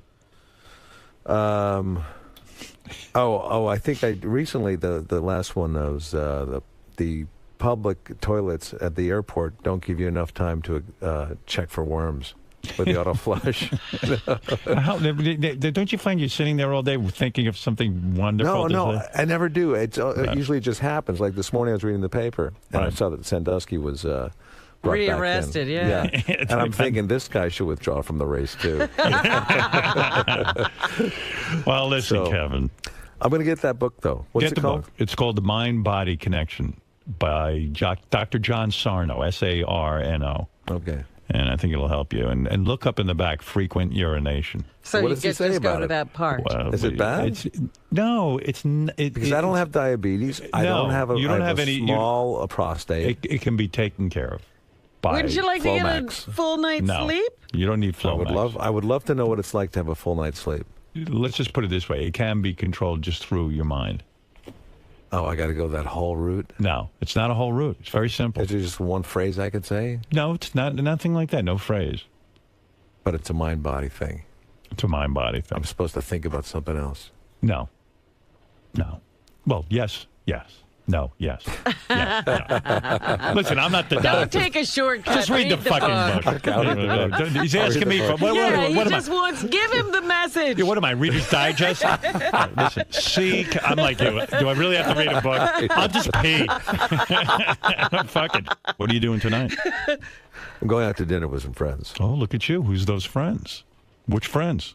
Famous friends, I bet. They're famous. Really? Yeah. Who is it? Who are you going to be at dinner with tonight? Tell me. I don't know if I should. No, yes, you should. Would that be bad if I said? No, I mean, what is the big deal? Oh, it's just a couple of friends. Sarah Jessica Parker and her husband. Cheryl Hines. Cheryl Hines. Yeah. Oh, who's her husband? She's she doesn't have one. Oh, you and Cheryl are going to be alone? No, she'll bring a boyfriend. Oh, and you're going to be solo, or your wife's with you? My wife's with me. I'm here with my kid and my wife. Oh, I see. Yeah. Boy, that's some wife. It's hard. It's hard when you travel with your family. Because, I'm used to traveling alone. Right. You can make all the noise, but when you're here, it's like, you wake up in the hotel room, it's all dark, trying to find where your coat was, And the kid's probably noisy. No, he's sound asleep. He is? Because he's on a different time zone. For once, I'm getting up first, All right, listen to me. Listen to me. It's always a pleasure. Listen to me. No, listen to me. You don't get out to L.A. too much, do you? No. You go to Jimmy Kimmel's Jimmy once in a Kimmel's. You want to go to Jimmy's when we do that party thing or not? Why haven't you invited Kevin? Who knew Kevin wanted to be there? I don't know. I listen to the radio. I see. I hear about the show, the parties and stuff. And but I just, it's hard to get out at night. You could go to Jimmy's house. Oh yeah, I go to Jimmy's. Yeah. You know Jimmy at all? Yeah, we're good friends. You do the show? Yeah. You do Jimmy's show, yeah? I go to his house down on the beach. Oh, look at you. Hang out. He loves to cook. Yeah. Yeah. Listen to me. I'm his biggest fan. Listen to me. Right. I gotta go, Howard. I gotta get out of here. I got other stuff going on. And I got stuff going on. What do you got going on? Nothing. Nothing. You're gonna go home and check your Twitter and your camera. I'm going to be taking pictures. That's right. He has probably some sessions set up. Beth looked at me last night and she said, okay, I'm going to say this. I sense you're getting annoyed with photography and you're done with it. Really? Yeah, she said that? Oh, she's probably right. I was just aggravated recently with my camera and stuff because I can't do things the right way, what I consider to be the right way. Oh, dear. But no, I'm in it. I'm in it to win it. You sure? You have a Nikon or a Canon? I have a Nikon. D40? I have the Nikon D3, yes. It's what a professional photographer uses. Nice. Yeah. Oh, he's so into this whole Do profession. you set it on automatic? Oh, no. I shoot a manual. Did you go to a class for that? He has a teacher. I have a teacher. Private teacher. Oh, that right. Yeah. You're right. You Oh, probably sorry. That's a bad thing. How many teachers come to your place? You have a yoga teacher, probably? No. I have one teacher, my photography teacher. He's a wonderful guy. He's become a wonderful friend. What about the meditator?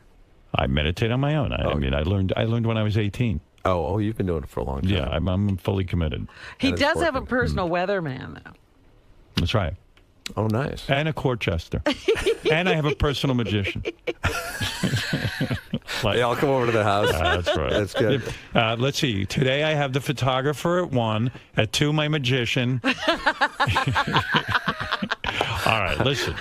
I would love to have a close-up magician come to my house every day and just show me illusions. No, that's the way it goes. Well, you know what? You should do a session with Kevin and his wife, one of your love sessions. I would take romantic pictures of you and your wife. What's romantic mean? Well, just loving. Like I did. Jimmy Kimmel and his girlfriend did like a session with me, and he loves his pictures. I did it with Dax Shepard and Kristen Bell. I did a session with them. I took beautiful pictures of them. What do you charge? I would like you to make a contribution to a charity. But I don't charge anything. Is it the Animal Fund? Yeah. But I don't charge anything. You could, I'll just He would do just do that for you. Really? No, I want you fucking your wife. And I want you giving your wife anal. Sure. These aren't But X-rated. Howard says this, but it'll never happen.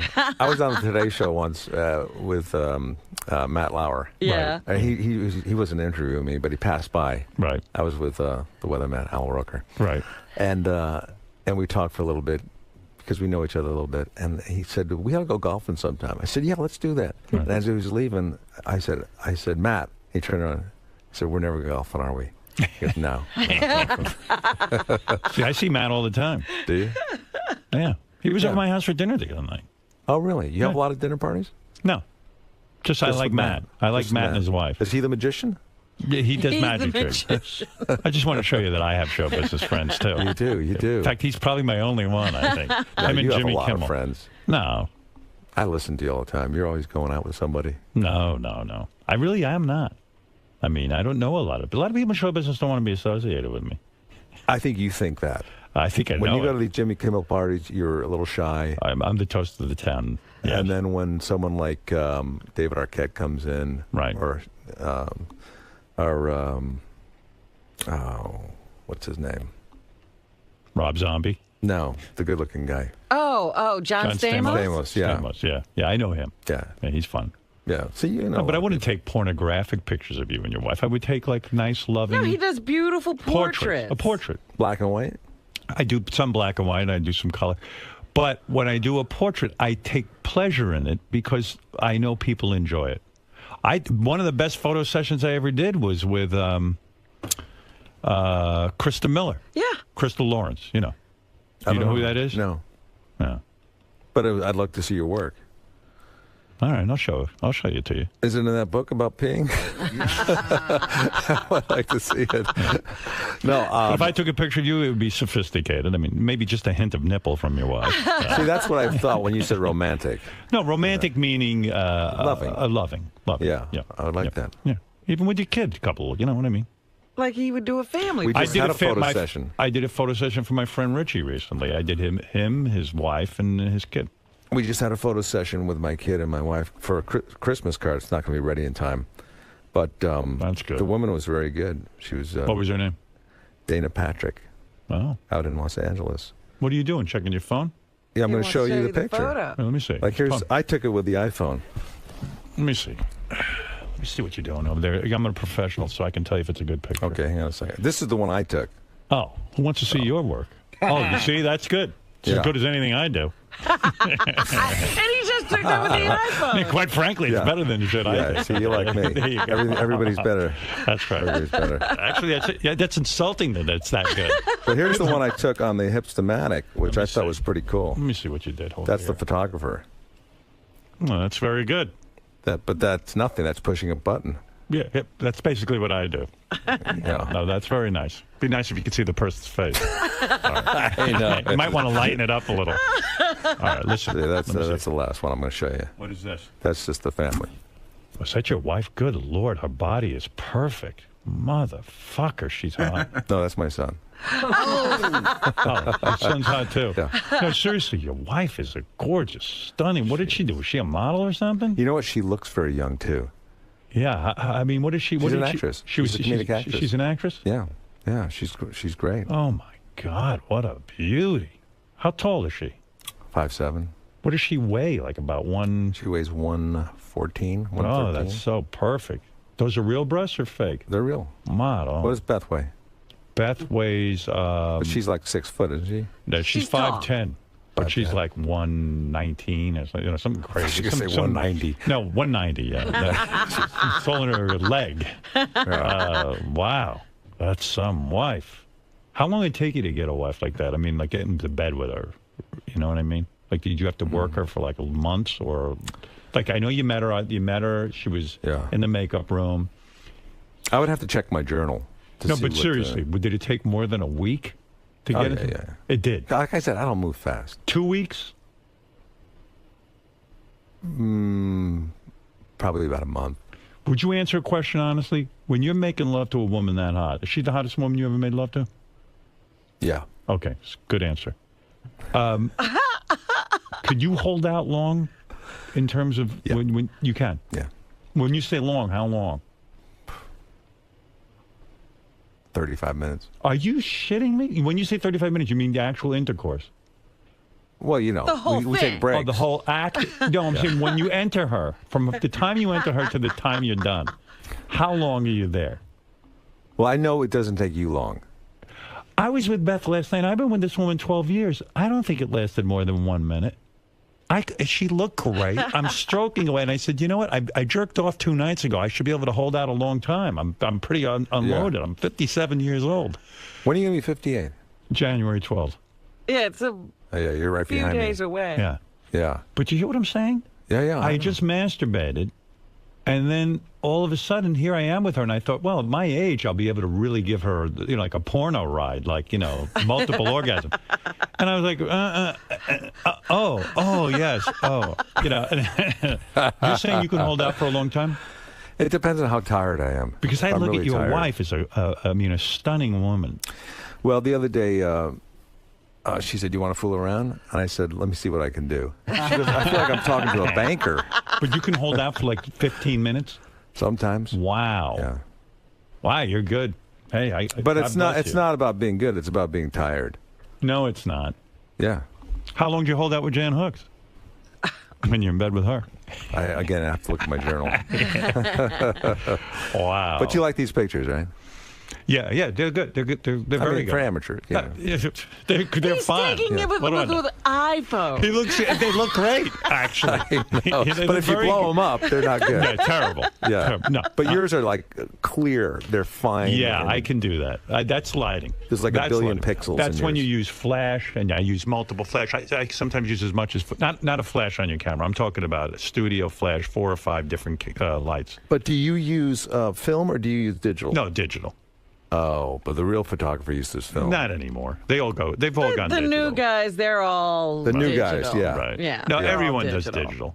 No, I've come across some people that use film stuff. They're assholes. You know what I mean? I like the guys who still buy Why? record albums. Yeah, like yeah. Do you like those guys? Do you still buy vinyl? No, right? Okay, No. all right. But it is coming back, isn't it? Not really. I met one asshole who still uses film, and the guy was an asshole. I mean, it was just a fucking pain. I was just like, just can't he use digital? A friend of mine gave me a vinyl album of the Stones or something she liked. And I thought, oh, geez, now I got to find a record And then when I was moving, I found an old record player. And I took it out, and I found my old records, too. And I found, like, Beatle records. And I'm looking at it, I thought, I don't remember buying this. And it had, like, Paul McCartney's autograph on it. You're kidding. That was you. You wrote that. No. Right. But then I remembered, that's right. When Paul McCartney was on Saturday Night Live, I had one of the PAs go down and get me some albums for him to sign. You're lucky he you did it. up. You're lucky. You heard that story I told. I went to the McCartney concert. I bring my youngest daughter. I've never asked anyone for an autograph. I just would never bother anyone. But she said to me, Dad, I'm such a Beatles fan. Oh, I think I remember this, And Chris Rock was in there with me, too. And he was watching this whole thing. And he goes, so I said to my daughter, you know what? I'm going to do it. I'm going to ask Mr. McCartney for autograph. Now, I've had Paul on the show and stuff, and I thought we had something going, you know? And it's a room full of people. Room It's full of not people. just Howard and Chris. And Rock's It's a like, room full. what are you going to do? You're going to ask, Paul kind of, this is going to go horrible. This is going to, I got to watch this. I got to watch this. So, sure enough, I go over and Paul starts working me. He goes, one second. We'll have to get to that. And then he just walked away. He wouldn't sign it. Oh, really? And he had evidently made some new edict that he's entitled to a personal life and he has to create boundaries. And so meanwhile. Can you imagine, though, what it's like for him? Yeah, but come on, I'm with my kid. Give me a fucking break. I've interviewed the guy. The guy could have done it. But yeah, but you know how many people he meets? No, every I get day? it. Listen, I'm not mad at it. I went to the opening of Love in Vegas. Yeah. You know, the Cirque du Soleil Great, thing. I saw that thing. Yeah. That's good, isn't it? Really good. And Yoko was there, and Ringo and Paul, and there was a little roped off VIP section that I was in. And Paul was talking to somebody, and some guy came along with his Sgt. Pepper's album, and he asked Paul to autograph it, and I'm standing back, Right, you know, I'm watching, Yeah. and I felt so awkward for the guy, right? Because Paul turns to me and goes, "I'm having a conversation here. Can't you see I'm having a conversation with this man? Yeah. No, I'm not going to sign your album." And I got so embarrassed for the guy. Yeah. You know? I hate that. It's like your father turning you down or something. Yeah, I know. Or something, but I feel bad when I was walking down the street the other day and someone said to me, hey, Howard, you want to take a picture with me? And I was lost in thought. And I said, you know what, it's raining, not now. And then I felt bad. Then you felt bad later. Yeah, but fuck it. You get a lot of this stuff. I don't want to interrupt you, but I'm going to. Most times I just do it because I feel bad for the guy. I know it. I do too. Yeah. I do too, because they're not as lucky as we are. That's right. That's what Look it's all at you about. two lucky guys. We're very lucky. You're a lot Aren't you luckier than lucky? I am. Don't You feel can, like you're you can lucky? hold out 15, 20 minutes. You're a hell of a lot more lucky than I am. I'm sick of fucking coming in 3 seconds. How Well, do you no, I stop would me? take that if I could. If you really hold out 35 minutes, that could be gay almost. I mean, stop. How are you doing that? I mean, that's crazy. Well, you know, I'm watching TV. Oh, okay. Well, that explains it. Yeah. The ball game is on. But are you an intellectual or something? 'Cause, No. I mean, would you watch X Factor or you would never watch that? well, I love X Factor. The Oh, you times do? I've seen it. I love it. I was watching it last I night. used to like American Idol. Yeah, but I watched that too. I got tired of that. Yeah. But the X Factor, I used to love these talent shows growing up as a kid. Me too. Impressionists and singers and. Well, then you must be an America's Got Talent person, because that's where you get the jugglers and the I don't watch a lot of plate TV spinners in general. Yeah. You know what I love to watch? I love to watch those hot chick trials. You know, like, like Casey the Anthony, Casey Amanda Anthony trial. And no pretty girl ever goes to prison because as long as there's a guy on the jury, they're saying we can't put her in prison Because it's a waste. Yeah. Oh God, Casey Anthony. But if they were like poor and unattractive, they would. Oh, the right The to jury. trials wouldn't even Yeah. last very long. You know, Casey Anthony was on I trial know. forever. You mean if Rod Blagojevich was a hot chick, he'd probably be out Yeah, of jail, he'd be right? walking. Okay. Well, all But right. I was watching that Casey Anthony trial for like 4 days. I'm thinking she's kind of cute. I mean, God, I hope she doesn't go to prison. And then one day she came out. She had her hair behind her ears. I noticed that her ears looked a little big. I thought, well, maybe she is guilty. As soon as someone looks ugly to you, they're guilty. Yeah. And then I saw a zit on her face. I thought, hang her, hang her. Shouldn't look that good. Yeah. All right, listen. I gotta go, man. Yeah, you got to get out of here. I gotta get back to the family. All right, Kevin's got to get back. He's got to watch his kid. That's right. It's That's right. time. Kevin Nealon, the great Kevin Nealon. Have you been over to Caroline's? Yeah, sure. You don't go out that often. No. I don't went blame to see Norm Macdonald was working there one night. I went over. How long ago was that? How long 100 has years it been? ago. And then I went to see Gilbert Gottfried 100 years ago. Right. I think I was with you then. Yeah. So why? That was the last time we were together. Why would you go out when you got a nice house? Right, You got yeah. your stuff there. Fuck it. Yeah. Yeah. What am I I going to do? get it. I get it. Just some guy talking, you know. Yeah. Just some guy. It goes on and on. On and on. Yeah. On and on. All right, listen. Tell me the name of that book again, one more time. See, I can't remember lines. Mind over body. Mind body connection. Yeah. All right. By Deepak. Dr. John. I got it. Deepak Chandra. I got it. I got it. You're low. Just keep pissing. You'll be fine. That was some good band. No, seriously, frequent urination is one of the things. It's a thing. I know it's a thing. It's also a sign of many of them. It's also a sign of diabetes. Yeah, but you don't have that. I used to eat a lot of sugar. Yeah, you're fine. And I stopped 3 weeks ago because I thought I went to the doctor. I said I gotta have diabetes. I'm peeing all the time. There's no diabetes. Because all the diabetic. you have this syndrome that he talks Yeah, about. yeah, diabetic peeing is all day long, You have not PMS. just at night. You have stress. You have stress. Good to see you. Good to see you, Robert. Thank you for coming in. Is it stress related? Yeah. Everything's stress related. Look at me. You can see I look like a doctor. I like you asking me like, yes. And your photography, very good. Well, he asked the makeup artist about adoption. He always goes to the expert. I listen to anybody. If Gary said the diabetes, all day I No, would there's two guys in the office that are diabetic, and when you said that, they look at each other, they go, diabetes. No, he doesn't. I'm telling you, because I this had is my blood check. this is the same as your back pain. And But you my stop back's not- running and your back's fine, but Yeah. you should be able to run and not have back pain. Yeah, but you can't run forever because your knees are going to eventually. My knees are fine. Rodney, you're a tall Yeah, guy. our knees are fine. Because we read Dr. Sarno. Kevin, a visit with Dr. Howard. I mean, he's going to solve all your problems right there. I mean, Well, he's talked to a lot of people. I understand that. I know that people that have experience and he's talked to a lot of people. So I figure why not try to pry some of that information from him. so you're actually going to heed his advice and go pick up Dr. Sarno's book and. Yeah, I'll pick it up. I probably won't read it, but I'll look at it and I'll keep paying all night. I have the same problem, so I feel your Do you pain. really? I get You're up a lot younger than me. at least once or twice. It's horrible. Well, you have a little blockage. You should check that out. Yeah, I you think should be I going more than once or twice. Kevin, you guys talked a lot about different forms of comedy that you've been involved with, SNL, Weeds, also some of the comedians that you both love. What makes Howard so great at his particular form of comedy and in his craft?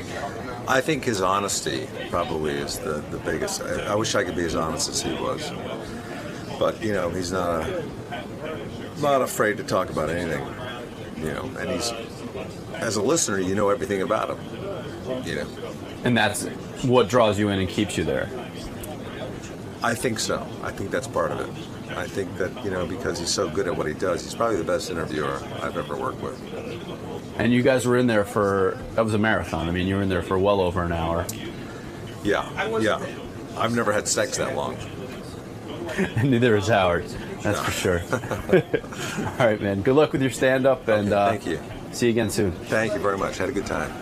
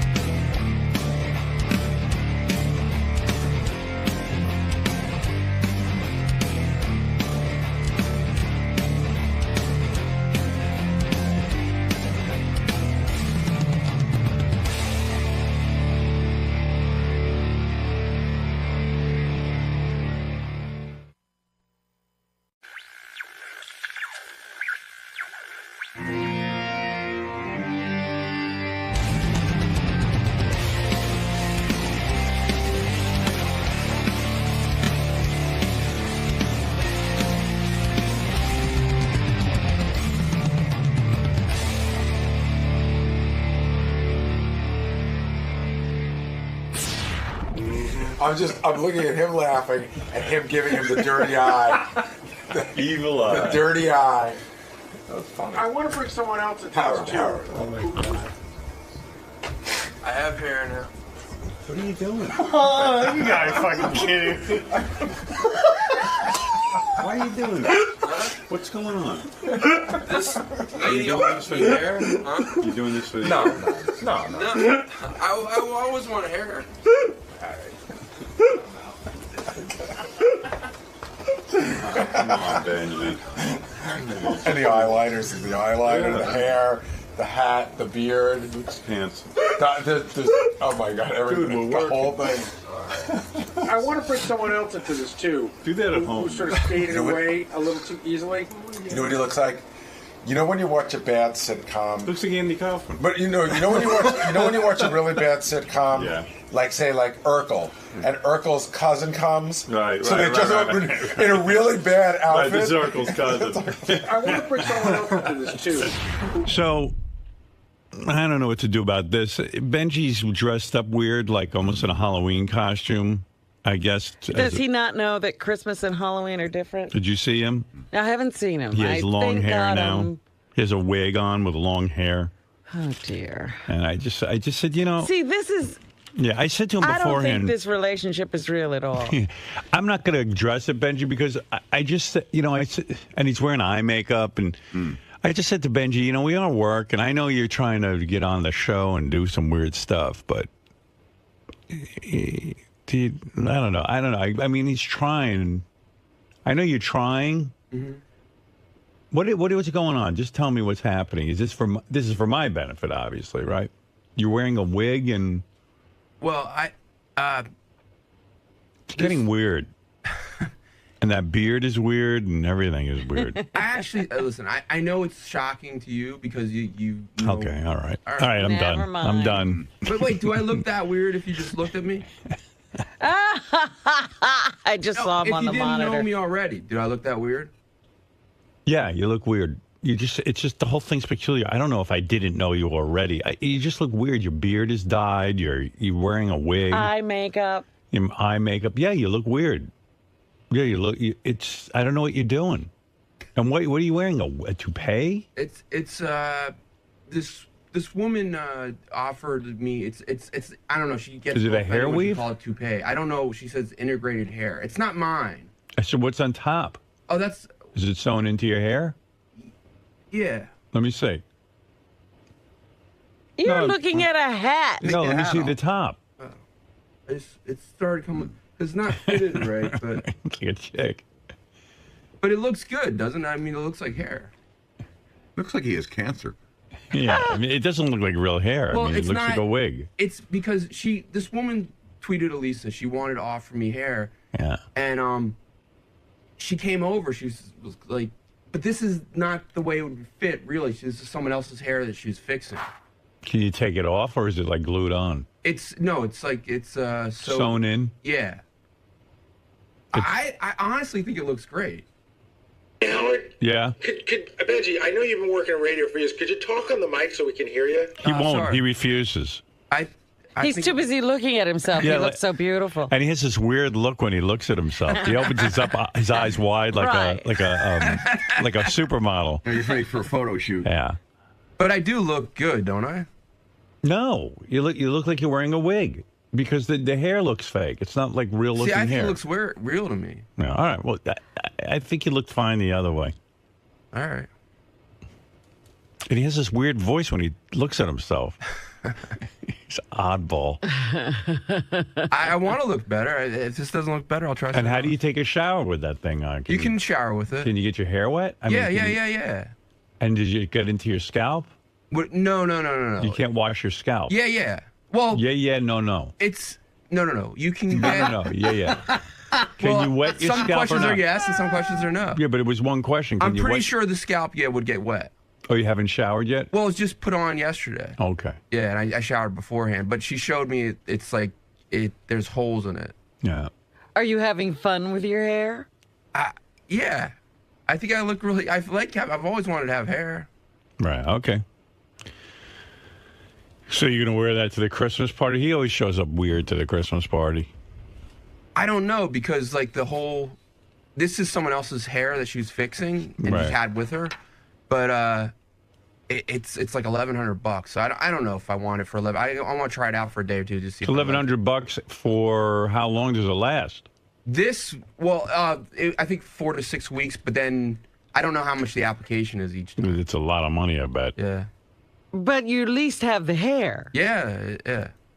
I think part of that initial expense is the hair itself. Yeah, I think that's the major expense of it. He's a really cute guy now. Thanks. Yeah. See? Yeah. You look like a fucking retard. You really think so? Yeah. Yeah, you look stupid. But like a You're good-looking orange. retard. I don't know. You turned orange. Your beard is jet black. hair is like, I got a weird glow on top. See, now we understand that the jet black beard was to go with the hair. Yeah. Oh, my God. Fred. Did we get Gay Santa in here to kind of teach him a lesson? What's going on here, really? What is going on, in your opinion? I think he's got too much free time. Yeah. That's what I think. Yeah, because you know what? If you're getting hair applied, that means you have no hobbies and no interest. If he really was serious about it, I mean, it wouldn't look like a fucking Halloween costume like he's got on now. Listen, he's it just looks trying like to that get attention. you guys because you've already known what I looked like before. If you just saw me in the street, I don't think it would look weird. I'd say you look like an upscale homeless person. Why are you doing all this? So your girlfriend will be attracted to you? And why are you wearing eye makeup? What's going on? What are you doing? I mean, are you doing this for my... I guess he is doing it for my benefit, so I'll talk to him on the air. Exactly. But you know what it is? It's like this huge distraction. How do you not address that? Right. Somebody walked in looking... weird. Completely different than they've ever looked before. He's wearing a Halloween costume, so how do I ignore that? It's weird. It's like, I don't know what to do about it. I'm almost at the point where I just want to throw him out of the room and let him write from another room. Studio? Yeah, like he can perform. He doesn't have to be in the studio, like I said, to perform his job. He can do it from anywhere. Why have him in here? Like, there are other guys who write for the show. They just computer their messages to me. Yeah, I think I'm done with you being in the studio. It's annoying. I can't take my eyes off this fucking train wreck. And I know you're doing it so that you'll get talked about on the air, and I feel manipulated by you. I feel manipulated by you. He had an idea of what he was going to do this morning. And yeah, like I came in, I had notes on what I want to talk about, and now I'm sitting here staring at Benji, and I just feel manipulated.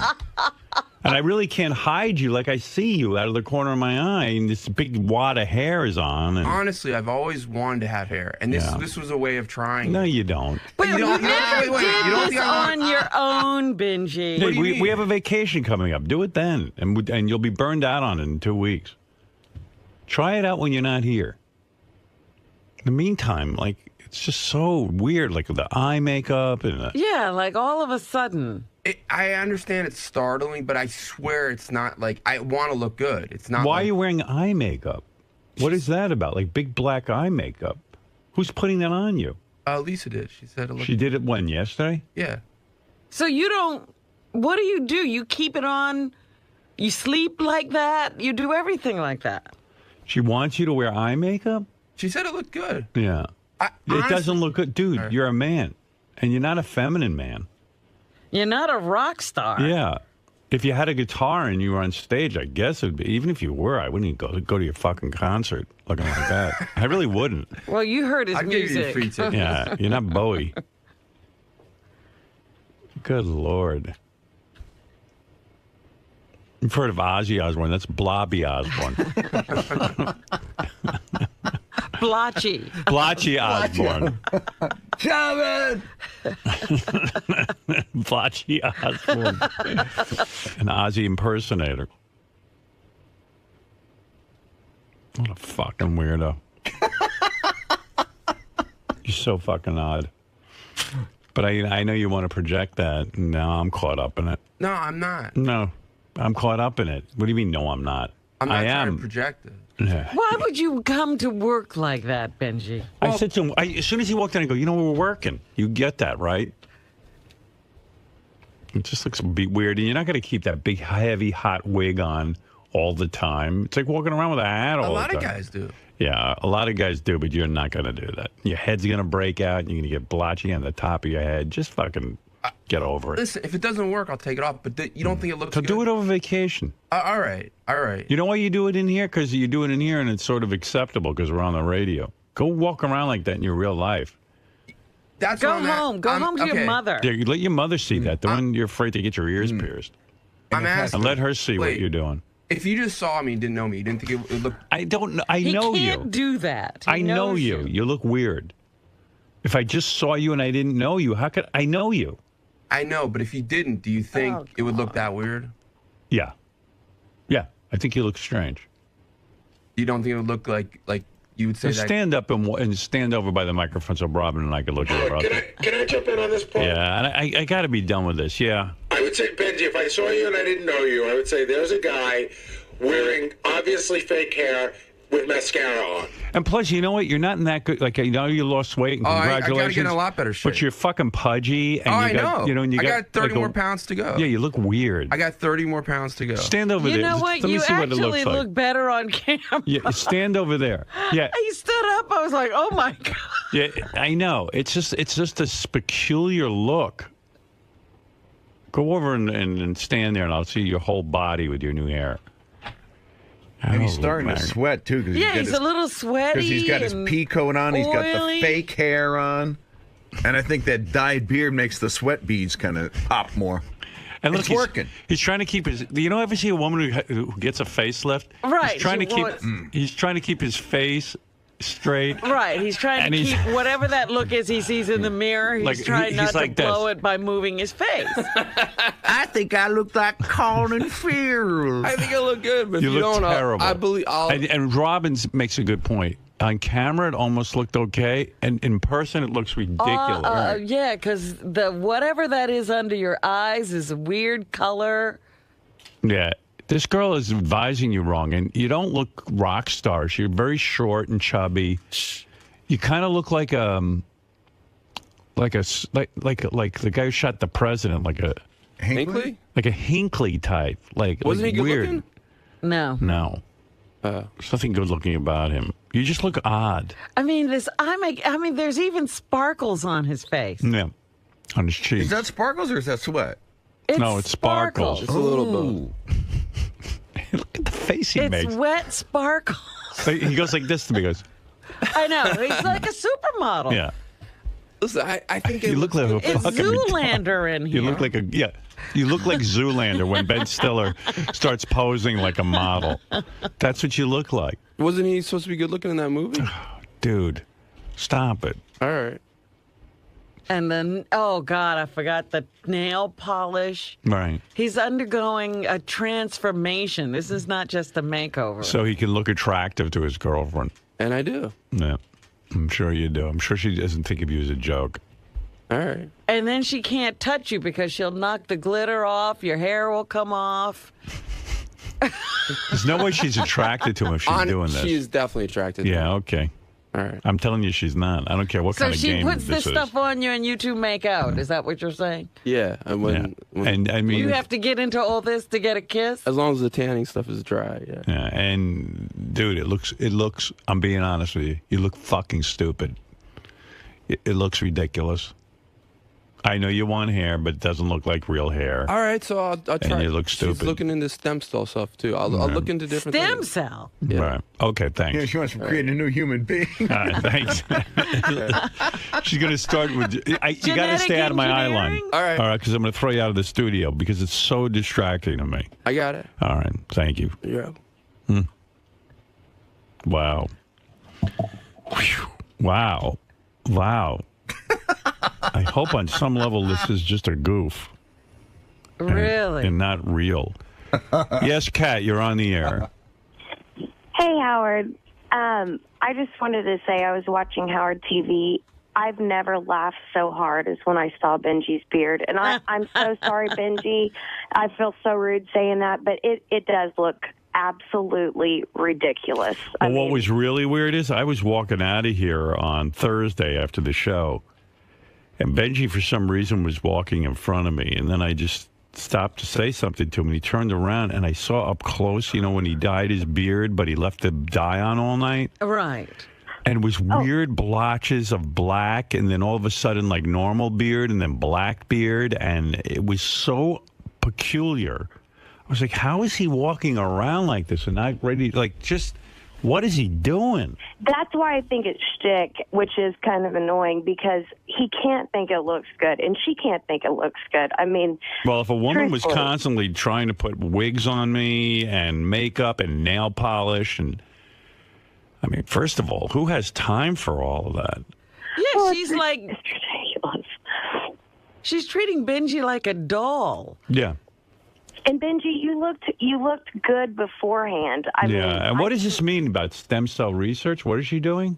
I don't know, she has some friends that are supposedly like doing some sort of like stem cell cure for baldness or something. Yeah, because no one's heard of that. Well, that's great. I mean, with all the diseases out there that we could